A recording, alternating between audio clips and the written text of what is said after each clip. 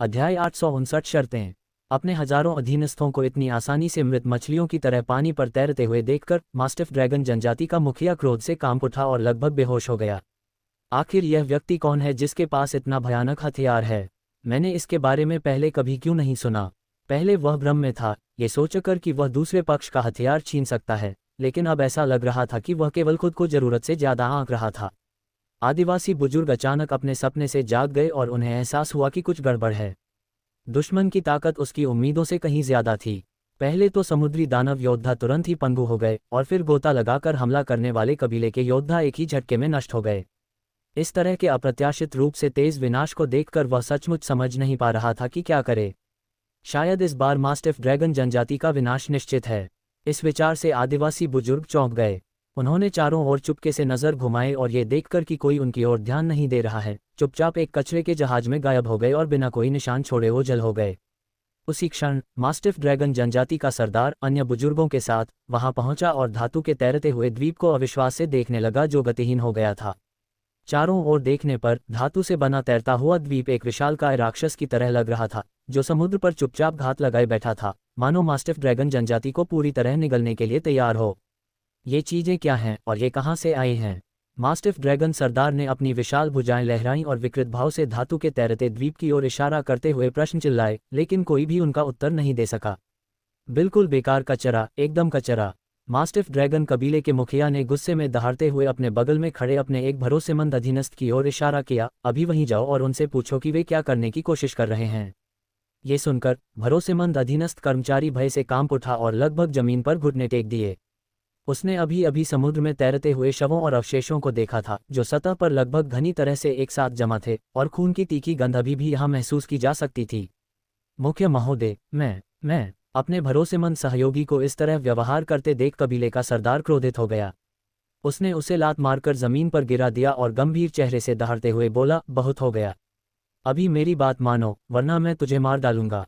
ये देखकर भरोसेमंद सहायक समझ गया कि कबीले का सरदार उसे जान से मारना चाहता है।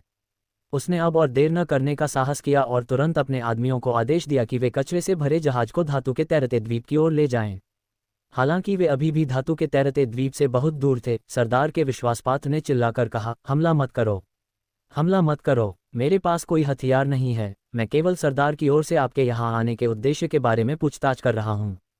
एक ही शब्दों को बार बार दोहराते दोहराते सरदार का विश्वासपात्र लगभग हौंफने लगा था, फिर भी वह एक पल के लिए भी रुकने की हिम्मत नहीं कर रहा था, इस डर से कि दूसरा पक्ष उस पर हमला कर देगा।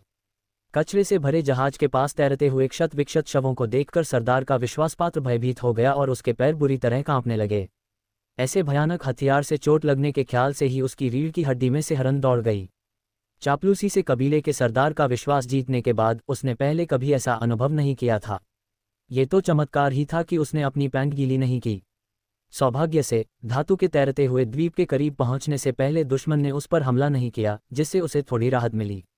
धातु के विशालकाय तैरते हुए द्वीप की ओर देखते हुए एक छाया ने उसके छोटे से शरीर को ढक लिया, जिससे वह एक चींटी की तरह महत्वहीन प्रतीत हुआ। आप कौन हैं और यहाँ क्यों आए हैं?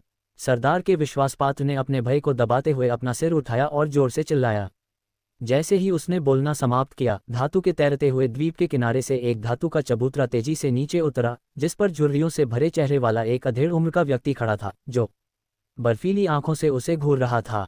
जब कबीले के मुखिया के विश्वासपात्र ने उस अधेड़ उम्र के व्यक्ति का चेहरा देखा तो उसे अचानक लगा कि वह चेहरा कुछ जाना पहचाना सा है।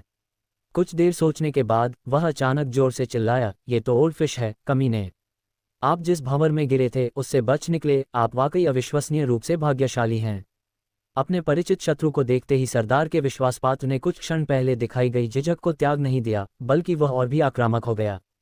कबीले के सरदार के विश्वासपात्र की बातें सुनकर बूढ़े मछली ने उपहास करते हुए धीमी आवाज में कहा, बहुत हो गया बकवास। उस समय तुम भाग्यशाली थे कि मारे नहीं गए, लेकिन मैं इसका बदला जल्द ही लूंगा। ये सुनकर सरदार के विश्वासपात्र ने उपहास करते हुए तिरस्कारपूर्ण स्वर में कहा, तुम जैसे तुच्छ नाविक सोचते हो कि तुम मुझसे बदला ले सकते हो। मुझे लगता है कि तुम्हें यह विचार छोड़ देना चाहिए। इस समय कबीले के मुखिया के विश्वासपात्र ने विशाल धातु के तैरते हुए द्वीप पर एक नजर डाली, उसकी आंखों में ईर्ष्या की एक झलक दिखाई दी और उसने बूढ़ी मछली से कहा, तो आप ही हैं जो इन लोगों को यहाँ लाए हैं? हाँ, मुझे आपसे ऐसी क्षमताओं की उम्मीद नहीं थी। आपने तो खूब लाभ उठाया होगा। मैं तुम्हारे साथ शब्दों का समय बर्बाद नहीं करूंगा। चलो सीधे मुद्दे पर आते हैं। तुम मेरे अवलोंग कबीले में आए और मेरे योद्धाओं को मार डाला और घायल कर दिया। तुम्हारा मकसद क्या है? ओल्ड फिश ने उपहास उड़ाते हुए कहा, इसका उद्देश्य क्या है? जाहिर है तुम सबको मार डालना। ये सुनकर कबीले के मुखिया का विश्वासपात्र तुरंत चौंक गया। ओल्ड फिश, क्या ये सचमुच सच है? क्या डर गए? तो जल्दी करो और अवलोंग जनजाति को धोखा देकर मेरे साथ आ जाओ, ठीक वैसे ही जैसे तुमने उस समय हमारे सरदार को धोखा दिया था। ओल्ड फिश ने तिरस्कार से भरी मुस्कान के साथ कहा, उसका चेहरा घृणा से भरा हुआ था। ये सुनकर सरदार का विश्वासपात्र शर्म से लाल हो गया और बोला, उस समय जो कुछ हुआ उसमें मेरी कोई गलती नहीं थी। उस आदमी को इतना जिद्दी होने के लिए किसने कहा था? उसे देर सवेर भारी नुकसान उठाना ही था और अंत में उसने हमें भी अपने साथ नीचे खींच लिया। तो तुमने सबको धोखा दिया, खजाना लेकर अवलोंग जनजाति के पास गए और सबकी मौत का कारण बने। मैं भंवर में गिर गया और चमत्कारिक रूप से बच गया, लेकिन फिर आपने मेरे बेटे को देखा और उसे गंभीर रूप से घायल करने का आदेश दिया, है ना? जैसे ही ओल्ड यू ने बोलना समाप्त किया, उसका चेहरा बेहद उदास हो गया और उसकी मुट्ठियां आपस में भींच गईं, जिससे चटकने जैसी आवाज आई। सरदार के विश्वासपात्र की धूर्त निगाहें देखकर ओल्ड फिश अचानक हंस पड़ा और उसकी ओर इशारा करते हुए बोला, अभी अतीत की बात न करें। मैं अभी आपको स्पष्ट रूप से बता सकता हूं कि मेरे स्वामी का यहाँ आने का केवल एक ही उद्देश्य है, और वह है आपके मास्टिफ ड्रैगन कबीले को नष्ट करना। बेशक अगर तुम कबीले के रक्षक को मारकर सारे खजाने सौंप दोगे तो शायद मेरे मालिक तुम्हारी जान बख्शने पर विचार कर सकते हैं। अगर तुमने 1 घंटे में भी फैसला नहीं लिया तो मेरा मालिक हमला कर देगा, और एक बार युद्ध शुरू हो गया तो घास का एक तिनका भी जीवित नहीं बचेगा। बस मुझे इतना ही कहना था। अब जल्दी वापस जाओ और अपने कबीले के सरदार को बता दो, हमारे बीच जो भी अनबन है उसे हम बाद में सुलझा लेंगे। अपनी हत्या करने की मंशा को अस्थायी रूप से दबाने के बाद ओल्ड फिश ने कबीले के नेता के विश्वासपात्र की बात को नजरअंदाज कर दिया और धातु के चबूतरे पर तेजी से हवा में उड़ गया और धातु के तैरते द्वीप पर लौट आया। जैसे ही वह बूढ़ी मछली गायब हुई, कबीले के मुखिया के विश्वासपात्र की आंखों में हत्या करने के इरादे की एक झलक दिखाई दी, लेकिन वह जल्दी ही भय में बदल गई। उसे पता था कि ओल्ड फिश इस समय बिल्कुल भी मजाक नहीं कर रहा था। अगर उसने दूसरे पक्ष की बात नहीं मानी तो लड़ाई होना तय था। पलक झपकते ही अवलोंग जनजाति के हजारों योद्धा मारे गए। ईश्वर ही जाने उनके पास और क्या क्या चालें हैं और उनकी विनाशकारी शक्ति कितनी भयानक होगी। अगर अवलोंग जनजाति सचमुच असफल हो जाती है और मैं लाओ यू के हाथों में पड़ जाता हूं, तो हम दोनों के बीच पुरानी और नई दुश्मनी को देखते हुए मुझे डर है कि मैं सचमुच मरने की कामना करूंगा। कुछ एहसास होते ही सरदार का विश्वासपात्र अचानक कांप उठा, एक जटिल भाव के साथ धातु के तैरते द्वीप की ओर देखा और जल्दी से मास्टिफ ड्रैगन जनजाति में लौट गया। STOPPE अध्याय 860 मानव लहर रणनीति। मास्टिफ ड्रैगन जनजाति में हट्टा कट्टा सरदार एक कुर्सी पर बैठा था और अपने बगल में बैठी महिला द्वारा दिए गए भोजन को खा रहा था। अभी अभी लौटे उस भरोसेमंद सलाहकार ने पवित्र ड्रैगन शहर की स्थितियों का विस्तारपूर्वक वर्णन किया, बिना किसी बात को बदलने या छिपाने का साहस किए। ये सुनकर कि होली ड्रैगन सिटी ने उससे रक्षक को मारने और सभी खजाने सौंपने की मांग की है, उसका मोटा शरीर अचानक कुर्सी से उछल पड़ा और उसने अपने विश्वासपात्र के चेहरे पर जोरदार थप्पड़ मारा, जिससे उसके मुंह और नाक से खून बहने लगा। बेकार, तुम सब निकम्मे हो। तुमने मेरी मास्टिफ ड्रैगन जनजाति को पूरी तरह से कलंकित कर दिया है।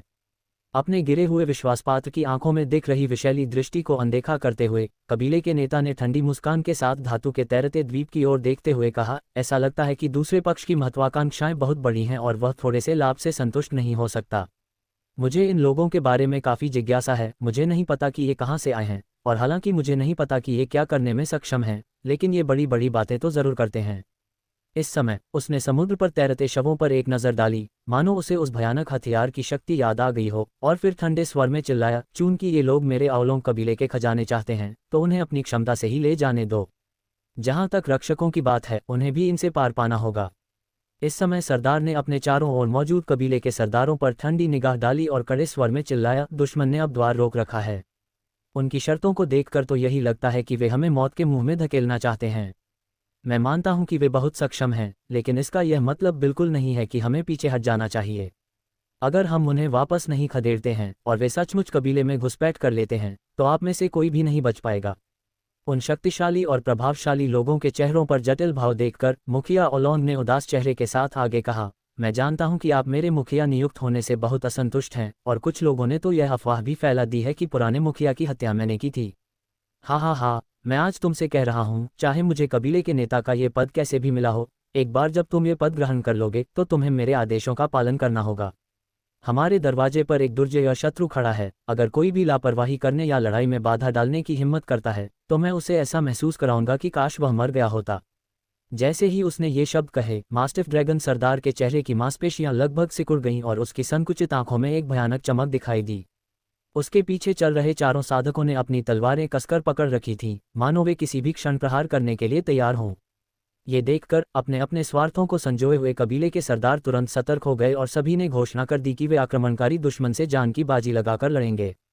उनके पास बोलने के अलावा कोई चारा नहीं था, क्योंकि कबीले के मुखिया के रवैये को देखते हुए जो कोई भी आदेशों का उल्लंघन करने की हिम्मत करेगा, उसे घसीटकर बाहर निकाला जाएगा और दूसरों को डराने के लिए मार डाला जाएगा।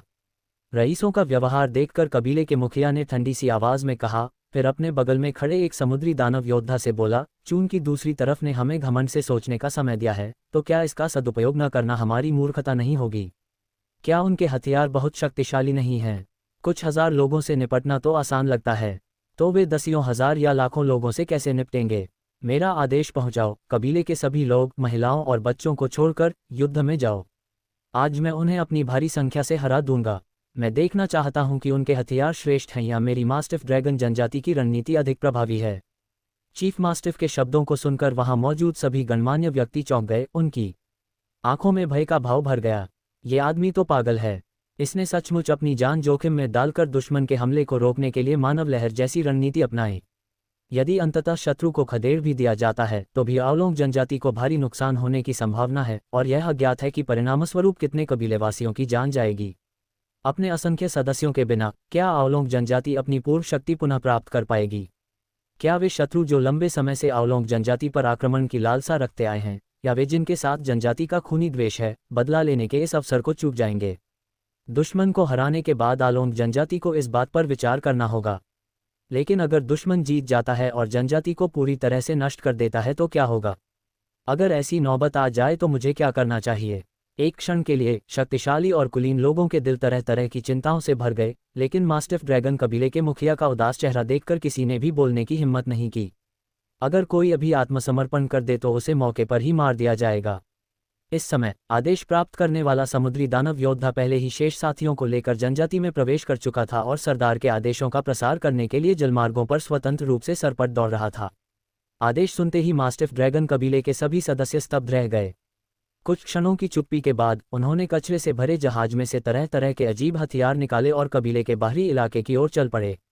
मास्टिफ ड्रैगन जनजाति में सरदार के आदेशों का उल्लंघन बिल्कुल नहीं किया जाना चाहिए, अन्यथा मृत्यु निश्चित है। ये बात विशेष रूप से तब सच होती है जब आपका सामना किसी दुर्जय शत्रु से हो।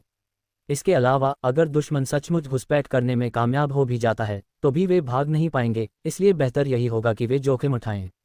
उनके जीने या मरने की बात तो पूरी तरह से किस्मत पर निर्भर करती है।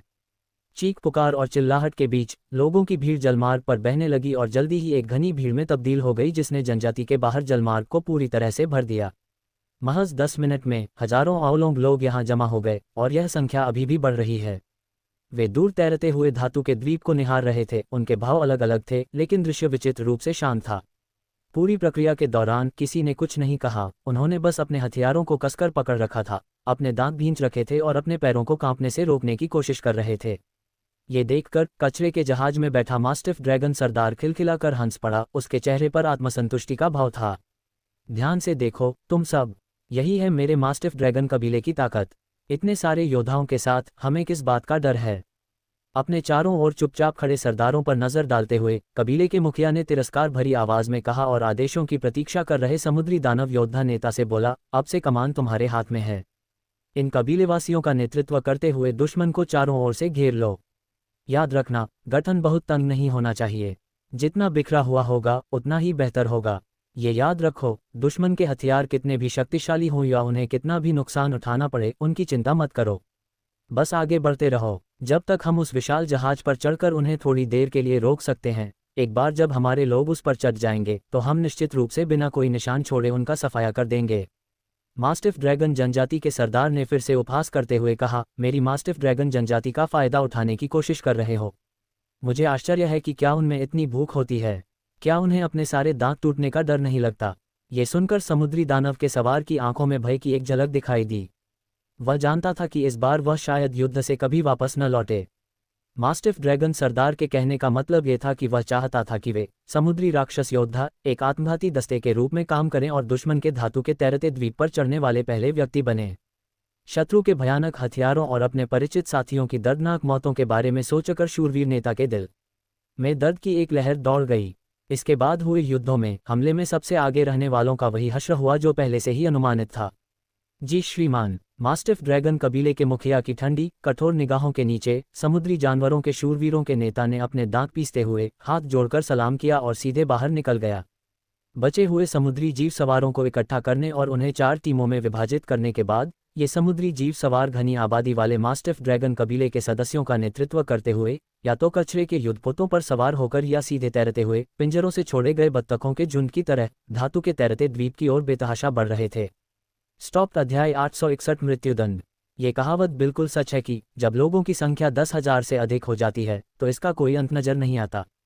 आओलोंग जनजाति के हजारों सदस्यों को एक साथ इकट्ठा होकर तेजी से समुद्र पार करते हुए देखना भयावह दृश्य था। समुद्री राक्षस योद्धाओं के नेतृत्व में वे धातु की गोलियों की मारक क्षमता को कम करने के लिए एक दूसरे से यथासंभव अधिक दूरी बनाए रखने की कोशिश करते हुए तेजी से 4 दिशाओं में दौड़ पड़े। स्पष्ट रूप से अभी अभी हुए 2 परीक्षणों के माध्यम से मास्टिफ ड्रैगन कबीले के इन सदस्यों ने स्थिति से बचने और उससे निपटने का एक तरीका खोज लिया है। बहुत ही कम समय में मास्टिफ ड्रैगन कबीले के सभी सदस्य अपनी अपनी जगह पर पहुंच गए और उन्होंने पवित्र ड्रैगन शहर के धातु से बने तैरते द्वीप को पूरी तरह से घेर लिया। सैनिक अपनी अपनी स्थिति में तैनात थे और हमला तेजी से शुरू हो गया, लेकिन होली ड्रैगन सिटी की तरफ से गोलीबारी नहीं हुई और किसी को नहीं पता था कि ऐसा क्यों हुआ। हालांकि मास्टिफ ड्रैगन कबीले के सदस्य जो इस समय जोश से भरे हुए थे और पूरी तरह से आगे बढ़ने पर ध्यान केंद्रित कर रहे थे, उनके पास इन सब बातों पर ध्यान देने का समय नहीं था। इस समय कचरे से भरे युद्धपोतों को चला रहे आओलोंग लोग तेजी से चप्पू चला रहे थे, जिससे जहाज अविश्वसनीय रूप से तेज गति से आगे बढ़ रहे थे। वे उन चरमराती हुई संरचनाओं को पूरी तरह से नजरअंदाज कर रहे थे जो किसी भी क्षण टूट सकती थीं। वे बस और तेज जाना चाहते थे। पानी में तैर रहे मास्टिफ ड्रैगन कबीले के सदस्यों ने कचरे से भरे युद्धपोत को आगे बढ़ाया और साथ ही अपने लिए एक साधारण आवरण भी ढूंढ लिया। पवित्र ड्रैगन शहर के हथियारों की भयावह शक्ति को देखकर और आसपास के समुद्र में तैरते हुए विभिन्न शवों को देखकर मास्टिफ ड्रैगन कबीला दुख और आक्रोश से भर गया था। वे इस हमले के दौरान होने वाले नुकसान के लिए मानसिक रूप से पहले से ही तैयार थे। ये संभव है कि हमले में भाग लेने वाले आधे कबीलेवासी वापस न लौट पाएं।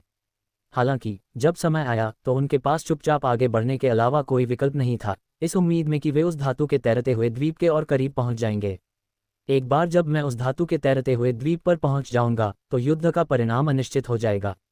हालांकि वे ये भी अच्छी तरह जानते थे कि दुश्मन उन्हें ऐसा अवसर कभी नहीं देगा और दुश्मन किसी भी क्षण हमला कर सकता है। आखिरकार यह एक खूनी युद्ध है और यदि आप किसी भी प्रकार की दया या नरमी दिखाते हैं तो निश्चित रूप से मरने वाले आप ही होंगे। इसलिए अपनी जान बचाने का सबसे अच्छा तरीका दुश्मन को मारना है। जैसा कि मास्टिफ ड्रैगन कबीले ने भविष्यवाणी की थी, जब वे धातु के तैरते द्वीप से 1000 मीटर से भी कम दूरी पर थे, अचानक उन भयानक हथियारों ने गोलीबारी शुरू कर दी और अनगिनत धातु के प्रक्षेपास्त्र एक धातु के तूफान की तरह नीचे गिरने लगे जो पूरे समुद्री सतह पर फैल गए। मृत्यु का पर्दा उठ गया और पूरी समुद्री सतह पल भर में एक जीवित नरक में बदल गई। रास्ते में जा रहा कचरा ढोने वाला जहाज सबसे पहले प्रभावित हुआ। धातु के तूफान के संपर्क में आते ही वह तुरंत चकनाचूर हो गया और देखते ही देखते उसका रूप रंग पूरी तरह बदल गया। मास्टिफ ड्रैगन कबीले के कई सदस्य जो समय रहते बच नहीं पाए, वे भी इस भयानक धातु के तूफान की चपेट में आ गए। वे चीख भी नहीं पाए और उनके शरीर के बेतरतीब टुकड़े हो गए। समुद्र में तैर रहे मास्टिफ ड्रैगन कबीले के कई सदस्यों ने असहाय होकर देखा कि कचरे के जहाज पर सवार उनके कबीले के लोग उड़ती हुई गोलियों से टुकड़े टुकड़े हो गए और खून, मांस और दिमाग उनके चेहरों पर बिखर गए। उस भयावह और दुखद दृश्य को देखकर वे लगभग बेहोश हो गए। आसपास के समुद्र पर पानी के घने स्तंभ एक के बाद एक आकाश में उठते जा रहे थे और मृत्यु के ऐसे ही दृश्य हर जगह दिखाई दे रहे थे। हालांकि मास्टिफ ड्रैगन कबीले के कई सदस्य हमला शुरू होते ही पानी में गहराई तक गोता लगा चुके थे ताकि धातु के तूफान के प्रभाव से बच सकें। अपने 2 असफल हमलों के माध्यम से उन्होंने ये भी पता लगाया है कि गहरे पानी में लक्ष्यों के खिलाफ इस भयावह हथियार की प्रभावशीलता सीमित है। समुद्र में डूबे रहने के दौरान मास्टिफ ड्रैगन कबीले के कुछ असाधारण रूप से कुशल सदस्य उन छोटे धातु के छर्रों को भी पकड़ सकते थे। हालांकि समुद्र तल भी पूरी तरह से सुरक्षित जगह नहीं है। इससे पहले भीषण भूकंपीय तरंगों वाले पानी के नीचे के बमों ने समुद्र तल पर छिपे हुए मास्टिफ ड्रैगन कबीले को नष्ट कर दिया था।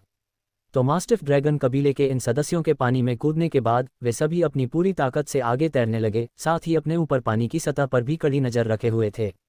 जैसे ही वे विशालकाय बम गिरते हैं, वे हमले से बचने के लिए तुरंत पानी से बाहर निकल आते हैं।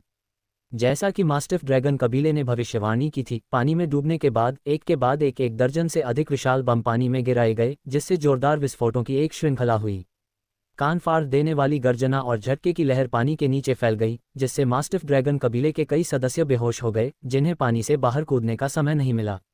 पलक झपकते ही समुद्र तल पर मास्टिफ ड्रैगन कबीले के बेहोश सदस्य भर गए, जो समुद्र के पानी के साथ दिशाहीन रूप से बह रहे थे।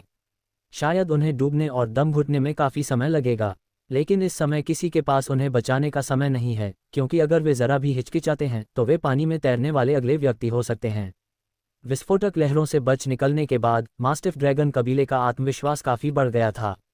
उनकी आंखें लाल हो गई थीं और वे तेज़ी से पानी में उतरकर धातु के तैरते द्वीप की ओर बढ़ने लगे। मास्टिफ ड्रैगन कबीले के जो सदस्य सबसे आगे थे, वे धातु के तैरते हुए द्वीप से 100 मीटर से भी कम दूरी पर थे। जहाज के विशाल आकार को महसूस करते ही उनके दिलों में एक बार फिर सदमा उमड़ आया। धातु से इतना विशाल तैरता हुआ द्वीप बनाने की उनकी क्षमता उनकी ताकत का प्रमाण है। ऐसे शत्रु से लड़ना, चाहे जीत हो या हार, बहुत भारी कीमत पर होगा। अगर ऐसा है तो हमारे पास मरने तक लड़ने के अलावा कोई चारा नहीं है।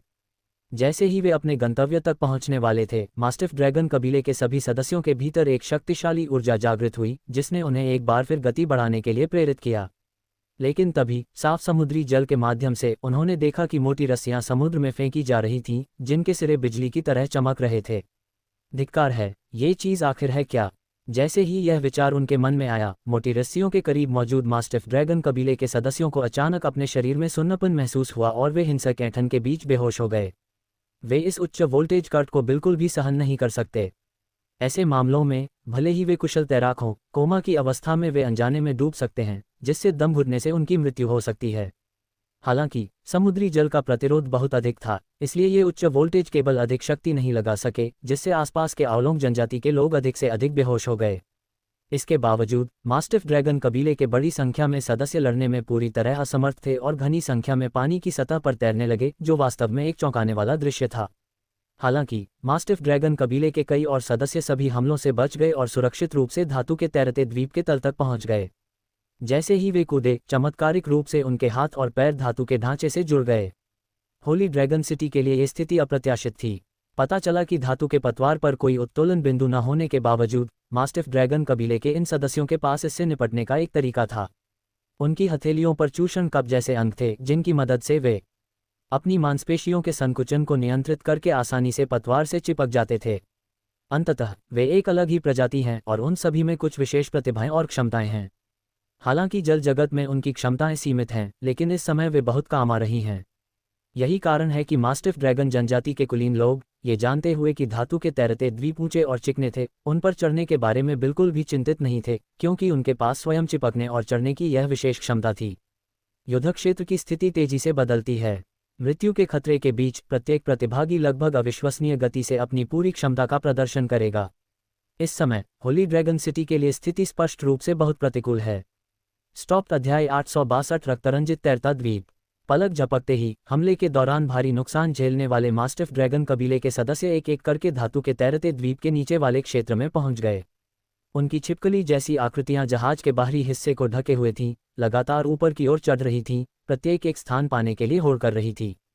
इस दृश्य को दूर से देखकर मास्टिफ ड्रैगन कबीले के मुखिया ने ताली बजाई और खिलखिलाकर हंस पड़ा। उसके चेहरे पर एक आत्मसंतुष्ट भाव था।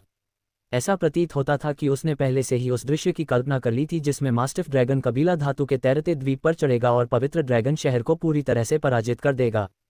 ये देखकर अन्य कबीले के सरदारों के चेहरे पर भी चौड़ी मुस्कान आ गई और उन्हें युद्ध जीतने का कुछ अधिक आत्मविश्वास महसूस हुआ। वे अपने लोगों की युद्ध क्षमता से भली भांति परिचित थे और मानव लहर रणनीति के जुड़ने से ये कहना मुश्किल था कि दुश्मन बाद में उनके हमले का सामना कर पाएगा या नहीं। हालांकि इसके बाद जो हुआ उससे उनके चेहरे के भाव कुछ अप्रिय हो गए। पता चला कि अंधाधुंध गोलीबारी कर रहे भयानक हथियारों के अलावा धातु के तैरते द्वीप पर अचानक दुश्मनों का एक समूह प्रकट हो गया। उनके पास लगभग 1 मीटर लंबे अजीब हथियार थे और वे लगातार घनी और भयानक धातु की गोलियां दाग रहे थे, जो एक के बाद एक चढ़ रहे मास्टिफ ड्रैगन कबीले के सदस्यों को मार गिरा रही थीं। मास्टिफ ड्रैगन कबीले के सदस्यों ने गोलियों से बचने और पलटवार करने की पूरी कोशिश की, लेकिन फिर भी इसका असर स्पष्ट नहीं हुआ।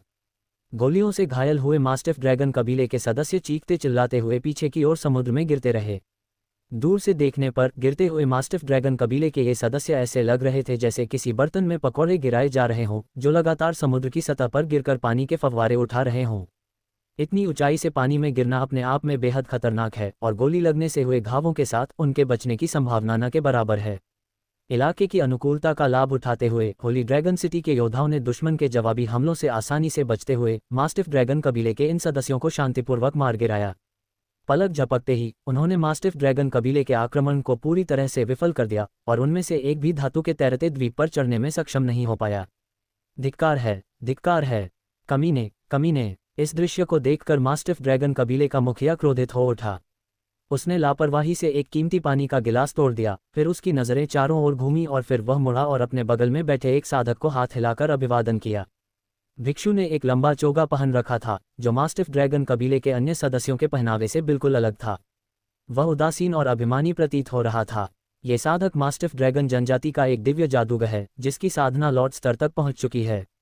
मास्टिफ ड्रैगन कबीले के मुखिया से आदेश मिलने के बाद जादूगर ने चावल के दानों के आकार के खून जैसे लाल मोतियों का एक मुट्ठी भर हिस्सा पकड़े हुए अपने छोटे से भाले को लगातार लहराना शुरू कर दिया और साथ ही मंत्रों का जाप भी करता रहा। आदिवासी जादूगर के चारों ओर तेजी से ऊर्जा का प्रवाह उमड़ पड़ा, जिसके बाद उसने खून की उल्टी की और दूर से ही हमला करने वाले मास्टिफ ड्रैगन कबीले के लोगों की ओर इशारा किया। Puff puff puff. Mastiff dragon कबीले के सदस्य, जो भयभीत होकर गोलियों से बचते हुए चढ़ाई कर रहे थे, अचानक उन्होंने अपने साथियों को पीड़ा से चीखते हुए पाया, क्योंकि उनके शरीर उबले हुए झींगे में बदल गए थे और वे दिल दहला देने वाली दर्द भरी चीखें निकाल रहे थे। लेकिन जैसे ही चीख शुरू हुई, अचानक उनके शरीर फट गए। सबसे भयावह बात यह है कि उनके शरीर के विस्फोट के बाद रक्त और मांस के टुकड़े संघनित निरंतर रक्त की धुंध के गुच्छों में तब्दील हो गए, जिसके भीतर विकृत कुरूप चेहरे छिपे हुए प्रतीत होते थे, जो धीरे धीरे उनके सिर के ऊपर तैरते रहे।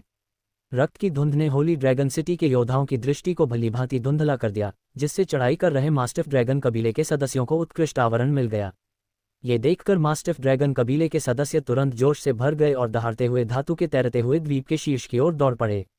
धातु के तैरते हुए द्वीप पर छलांग लगाते ही मास्टिफ ड्रैगन कबीले के इन सदस्यों ने जरा भी संकोच नहीं किया और सीधे निकटतम होली ड्रैगन सिटी योद्धा पर झपट पड़े। भाइयों, मेरा बदला लेना याद रखना। एक समुद्री दानव योद्धा डेक पर झपटा और पवित्र ड्रैगन सिटी के योद्धा से युद्ध करने लगा। कई बार घायल होने के बाद वह हताशा में दहाड़ा। जैसे ही उसने बोलना समाप्त किया, वह अपने सामने खड़े होली ड्रैगन सिटी के योद्धा की ओर दौड़ा, अपनी छाती में चुभी तलवार को पूरी तरह से अनदेखा करते हुए और एक भयावह मुस्कान के साथ अपनी कमर पर बंधे एक धातु के बक्से को खींच लिया। टकराना। एक दबी हुई सी धमक के बाद जिस जगह पर वे दोनों आदमी खड़े थे, वह जगह घने धुएं से ढक गई और केवल दो बुरी तरह से क्षत विक्षत अवशेष ही बचे रहे। उसी समय एक काला गाढ़ा तरल पदार्थ चारों दिशाओं में फैल गया, जो छूते ही तेजी से क्षत विक्षत हो गया और काले धुएं का निशान छोड़ गया। होली ड्रैगन सिटी के कई योद्धा काले तरल में लथपथ थे, उनके कवच जलकर राख हो गए थे और त्वचा पर हुए घावों से हड्डियां भी दिखाई दे रही थीं। पहले समुद्री राक्षस पर सवार व्यक्ति द्वारा ऐसा करने के बाद दूसरे तीसरे ने भी तुरंत उसका अनुसरण किया। कुछ समय के लिए होली ड्रैगन सिटी की व्यवस्थित रक्षात्मक संरचना बाधित हो गई, जिससे मास्टिफ ड्रैगन कबीले के और अधिक सदस्यों को ऊपर चढ़ने का मौका मिल गया। समुद्री दानव योद्धा के आत्मविनाश को देखकर ये विशालकाय ड्रैगन उग्र रूप से दहाड़े और पवित्र ड्रैगन शहर के योद्धाओं की ओर अंधाधुंध दौड़ पड़े। उनकी आंखें लाल हो गई थीं और वे ऐसे दहाड़ रहे थे मानो अपने दिल का सारा गुस्सा निकाल रहे हों। उनके रास्ते में आने वाले किसी भी दुश्मन को निशाना बनाया जाएगा और टुकड़े टुकड़े कर दिया जाएगा। होली ड्रैगन सिटी के जिन अधिकारियों के सैनिक मारे गए या घायल हुए थे, उनके चेहरे पर उदासी छाई हुई थी। यद्यपि शहीद सैनिक नए शरीर में प्रवेश करके पुनर्जन्म ले सकते थे, फिर भी वे अपने हृदय में व्याप्त क्रोध को दबा नहीं पा रहे थे। पवित्र ड्रैगन शहर अब पहले जैसा बिल्कुल नहीं रहा। शहर के साधकों का स्तर तो तेजी से बढ़ा ही है, साथ ही शहर के योद्धा भी अब पहले की तरह सिर्फ आम लोगों से मिलकर नहीं बने हैं। इस बार विदेशी युद्ध क्षेत्र में प्रवेश करने वाले होली ड्रैगन सिटी के सभी योद्धा साधना में कम से कम द्वितीय स्तर के हैं। उन्होंने पेशेवर और कठोर सैन्य प्रशिक्षण प्राप्त किया है और वे सभी युद्ध क्षेत्र में जाकर खून खराबा देख चुके हैं। उनकी दुर्जेय साधना, दृढ़ इच्छाशक्ति और निडर युद्ध शैली पवित्र ड्रैगन शहर के मानक हथियारों के साथ मिलकर उन्हें एक अत्यंत भयानक युद्ध शक्ति प्रदान करती थी। भय और क्रोध से भरे हुए मास्टिफ ड्रैगन कबीले के वे सदस्य उनका मुकाबला करने में असमर्थ थे। जिन अधिकारियों ने मूल रूप से अधिक कैदियों को पकड़ने की योजना बनाई थी और इसलिए हत्या करने से परहेज किया था, उन्होंने सीधे डेक पर मौजूद सभी दुश्मनों को खत्म करने का आदेश जारी किया, जिसके परिणामस्वरूप मास्टिफ ड्रैगन कबीले को एक और करारी हार का सामना करना पड़ा। इस समय मास्टिफ ड्रैगन कबीले के सदस्यों को आगे बढ़ते देख होली ड्रैगन सिटी के दस्तों में से एक योद्धा युद्ध तलवार लहराते हुए बाहर कूद पड़ा और मुस्कुराते हुए उन मास्टिफ ड्रैगन कबीले के सदस्यों का सामना किया जिन्होंने साधारण कवच पहन रखा था और उनके पास कोई सुरक्षात्मक उपकरण नहीं था। बिना किसी संकोच के उनकी असली युद्ध क्षमता पूरी तरह से प्रकट हुई और उनके करीबी मुकाबले के कौशल असाधारण रूप से दुर्जेय थे। तलवारों की चमक और दर्द भरी चीखों के बीच धातु के तैरते द्वीप पर पहुंचे मास्टिफ ड्रैगन कबीले के सदस्य दहशत से भर गए। उन्होंने जिस नरसंहार की कल्पना की थी वह साकार नहीं हुआ। इसके बजाय उनके कबीले के सभी सदस्य मारे गए थे और धातु का डेक मास्टिफ ड्रैगन कबीले के सदस्यों के क्षत विक्षत शवों से भरा पड़ा था। होली ड्रैगन सिटी की शक्तिशाली गोलाबारी के आगे मास्टिफ ड्रैगन कबीले के केवल कुछ ही सदस्य धातु के तैरते द्वीप तक पहुंच पाए। होली ड्रैगन सिटी के योद्धाओं की तुलना में जिन्होंने लगभग पूरे धातु के तैरते द्वीप के किनारे को भर दिया था, ये संख्या नगण्य थी। और मास्टिफ ड्रैगन कबीले के वे सदस्य जो खून के तालाबों में गिर पड़े, अपने अंतिम क्षणों में धातु के तैरते द्वीप पर उनके लिए छोड़े गए निराशा के दृश्य को देख रहे थे। कम से कम 10,000 योद्धा डेक पर चुपचाप बैठे थे, तैरते हुए द्वीप के किनारे हो रहे नरसंहार को निर्मम भाव से देख रहे थे। उनके चेहरे भावहीन थे। ऐसा लगता है कि इतने बड़े पैमाने की लड़ाई में उनकी बिल्कुल भी दिलचस्पी नहीं है। योद्धाओं के सुव्यवस्थित कवच, उत्कृष्ट हथियारों और विस्मयकारी सैन्य आचरण को देखकर मरणासन मास्टिफ ड्रैगन कबीले के सदस्यों ने अनिच्छा से अपनी आंखें बंद कर लीं। ऐसे प्रतिद्वंद्वी का सामना करते हुए आवलोंग जनजाति के जीतने की संभावना लगभग न के बराबर है। स्टॉप अध्याय 863 अग्निसागर आह्वान। होली ड्रैगन सिटी के योद्धाओं की पूरी ताकत के सामने धातु के तैरते द्वीप पर धावा बोलने वाले मास्टिफ ड्रैगन कबीले के ये सदस्य पलक झपकते ही नष्ट हो गए। होली ड्रैगन सिटी के योद्धाओं की तुलना में इन मास्टिफ ड्रैगन कबीले के सदस्यों की युद्ध शक्ति नगण्य थी और उनका विनाश अपेक्षित था। आखिरकार ये योद्धा विशालकाय शहरों की दुनिया से आए थे जो केवल हत्या और लूटपाट के लिए ही बने थे। उन्होंने अपना पूरा जीवन युद्ध कौशल को निखारने में बिताया और जब उन्होंने अपनी पूरी ताकत का इस्तेमाल किया तो उनकी युद्ध शक्ति इन समुद्री जनजातियों की तुलना में कहीं अधिक थी। जैसे ही डेक पर मौजूद मास्टिफ ड्रैगन कबीले के सदस्य नष्ट हो गए, 50 से अधिक होली ड्रैगन सिटी के जादूगर उत्तम सफेद कवच पहने हुए और विशेष छड़ियों और उपकरणों से लैस होकर गुप्त जादू का उपयोग करके बनाए गए रक्त के धुंध को दूर करने लगे। ये दिव्य जादूगर पवित्र ड्रैगन सेना की एक विशेष इकाई से संबंधित हैं। इन्हें अक्सर युद्ध के मैदान में इस्तेमाल नहीं किया जाता, लेकिन अभी तैरते हुए द्वीप के किनारे पर लगातार मंडरा रही और कष्टदायक चीखें निकाल रही इस रक्त धुंध को साफ करने के लिए इन्हें ही सबसे सही उपाय की आवश्यकता है। ये रक्त धुंध स्पष्ट रूप से मास्टिफ ड्रैगन कबीले के शरीर के भीतर लंबे समय से विकसित की गई थी। जब इसका उपयोग किया जाता था तो यह मेजबान के शरीर को चीरकर रख देता था और एक विशेष रक्त धुंध का निर्माण करता था जो एक दृश्य आत्मा के समान प्रतीत होता था। इन विशेष रक्त धुंधों का मुख्य उद्देश्य दुश्मन की धारणा को बाधित करना है, जिससे मित्र सैनिकों को सुरक्षा घेरे को भेदने में मदद मिल सके। हालांकि यह विधि बेहद कपटपूर्ण और विचित्र है, लेकिन पवित्र ड्रैगन शहर के दिव्य जादूगरों के लिए यह बच्चों का खेल मात्र है। इसी क्षण जादूगरों ने अपनी छड़ें लहराईं और ऊर्जा के विस्फोटों से भरे हमले किए गए जो रक्त धुंध की आत्माओं पर जोरदार प्रहार कर रहे थे।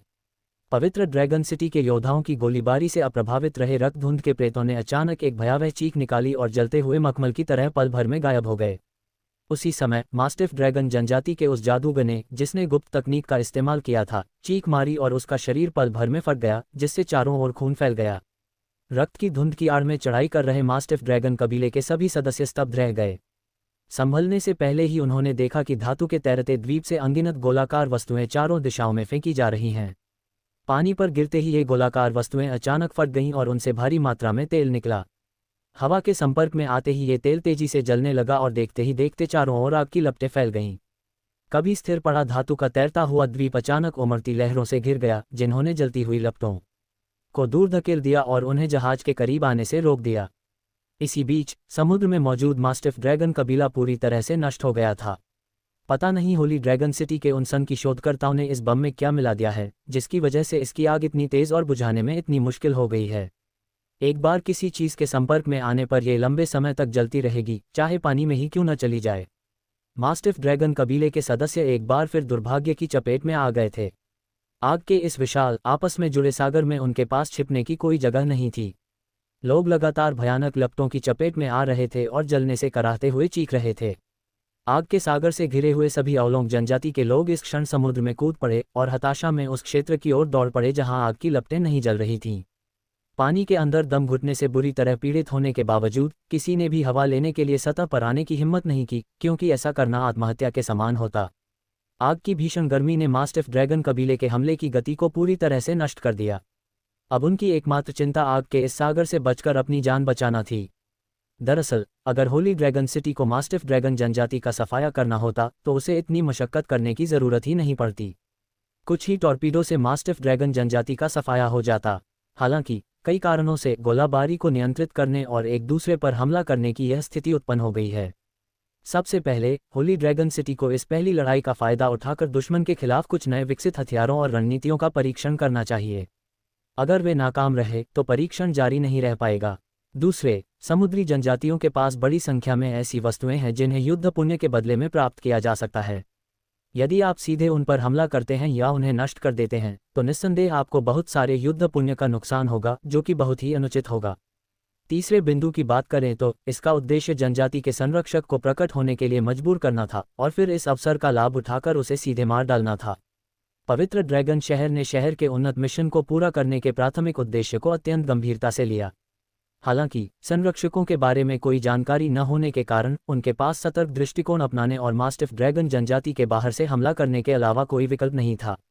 हालांकि मौजूदा हालात को देखते हुए अगर संरक्षक ने जल्द ही कोई कार्रवाई नहीं की तो मास्टिफ ड्रैगन जनजाति का सचमुच विनाश हो सकता है। दूर से युद्ध देख रहे मास्टिफ ड्रैगन कबीले के सरदार ने भी यह महसूस किया। अपने हजारों कबीलेवासियों को मरते देख उनकी आंखें खून से लाल हो गईं। धिक्कार है तुम कमीनों पर, तुम मुझे हद से ज्यादा परेशान कर रहे हो। धीमी गुर्राहट में ये शब्द कहने के बाद मास्टिफ ड्रैगन कबीले के मुखिया ने अचानक अपनी कमर से एक खंजर निकाला और उसे बलपूर्वक अपनी कलाई की ओर खींच लिया। खून तेजी से बह निकला, लेकिन मास्टिफ ड्रैगन कबीले का मुखिया बिल्कुल बेपरवाह लग रहा था। वह बस घुटनों के बल बैठ गया, अपनी कलाई समुद्र में डाली और मंत्रों का जाप करने लगा। किसी अज्ञात कारण से समुद्र में बहने वाला रक्त घुला नहीं, बल्कि तेजी से एक अजीब प्रतीक में बदल गया जो पानी की सतह के नीचे चुपचाप तैरता रहा। जैसे जैसे मास्टिफ ड्रैगन सरदार का खून अधिकाधिक बहता गया और चिन्ह का क्षेत्रफल बढ़ता गया, अचानक चिन्ह से एक तेज रोशनी निकली और फिर सबकी निगाहों के सामने वह बिजली की तरह समुद्र तल में समा गया। इस दृश्य को देखकर मास्टिफ ड्रैगन कबीले का मुखिया जमीन पर गिर पड़ा। उसका चेहरा कागज की तरह पीला पड़ गया था और वह जोर जोर से हौंफ रहा था।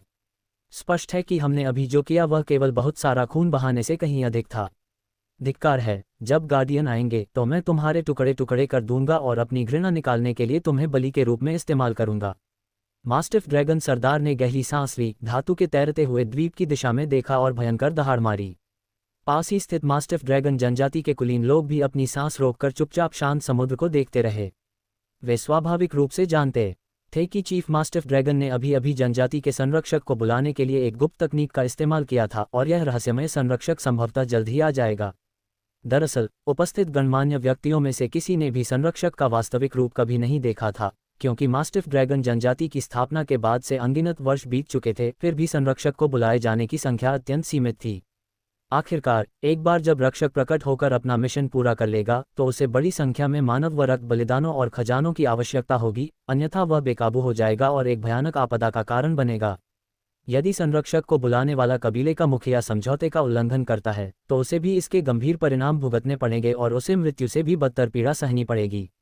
इसलिए गार्जियन एक दोधारी तलवार है। ये दुश्मन को नुकसान पहुंचा सकता है, लेकिन यह उपयोगकर्ता को भी नुकसान पहुंचा सकता है। इसका इस्तेमाल बेहद सावधानी से करना चाहिए।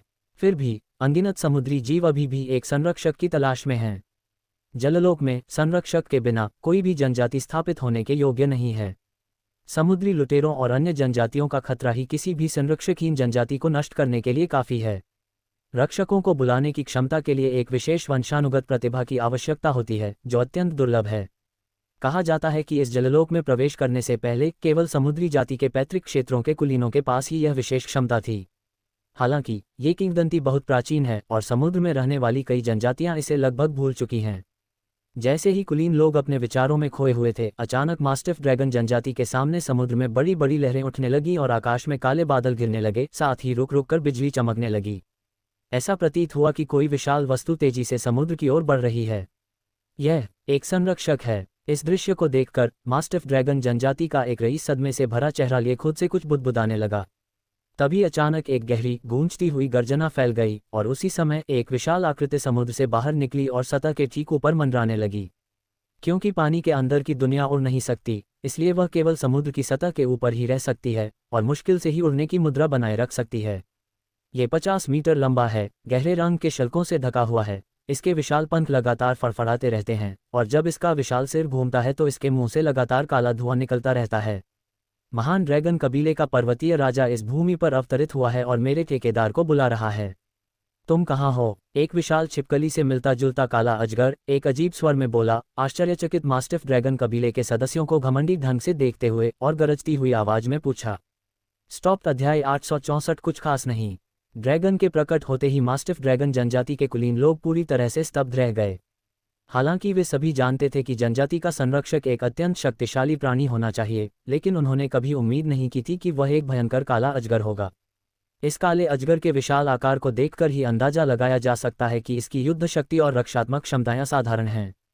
इसके अलावा इस ड्रैगन से निकलने वाली आभा को देखते हुए ये स्पष्ट रूप से स्वामी स्तर को पार कर चुका है और वास्तव में राजा स्तर पर है। एक जलमयी दुनिया में जहां खेती के संसाधन दुर्लभ हैं और स्वामी स्तर तक पहुंचना स्वर्ग में जाने जितना कठिन है, वहां राजा स्तर की शक्ति महज एक पौराणिक अस्तित्व है। इसीलिए मास्टिफ ड्रैगन जनजाति के सभी कुलीन लोग सामूहिक रूप से अवाक रह गए। उनके दिल अपार आश्चर्य और खुशी से भर गए और उनके पहले से चिंतित दिल आखिरकार शांत हो गए। इतनी जबरदस्त ताकत के साथ भला कोई दुश्मन कैसे टिक सकता है? मास्टिफ ड्रैगन जनजाति निश्चित रूप से बच जाएगी, ये सोचकर वे शक्तिशाली और धनी लोग लगभग रो पड़े। आखिरकार वे सुखमय जीवन जीने के आदी थे और एक गरीब नाविक बनकर अनिश्चित जीवन जीना नहीं चाहते थे। अगर ऐसी नौबत आ जाए तो उन्हें मार डालना ही बेहतर होगा। मैं यहाँ हूँ, रक्षक। मैं मास्टिफ ड्रैगन जनजाति का सरदार हूँ।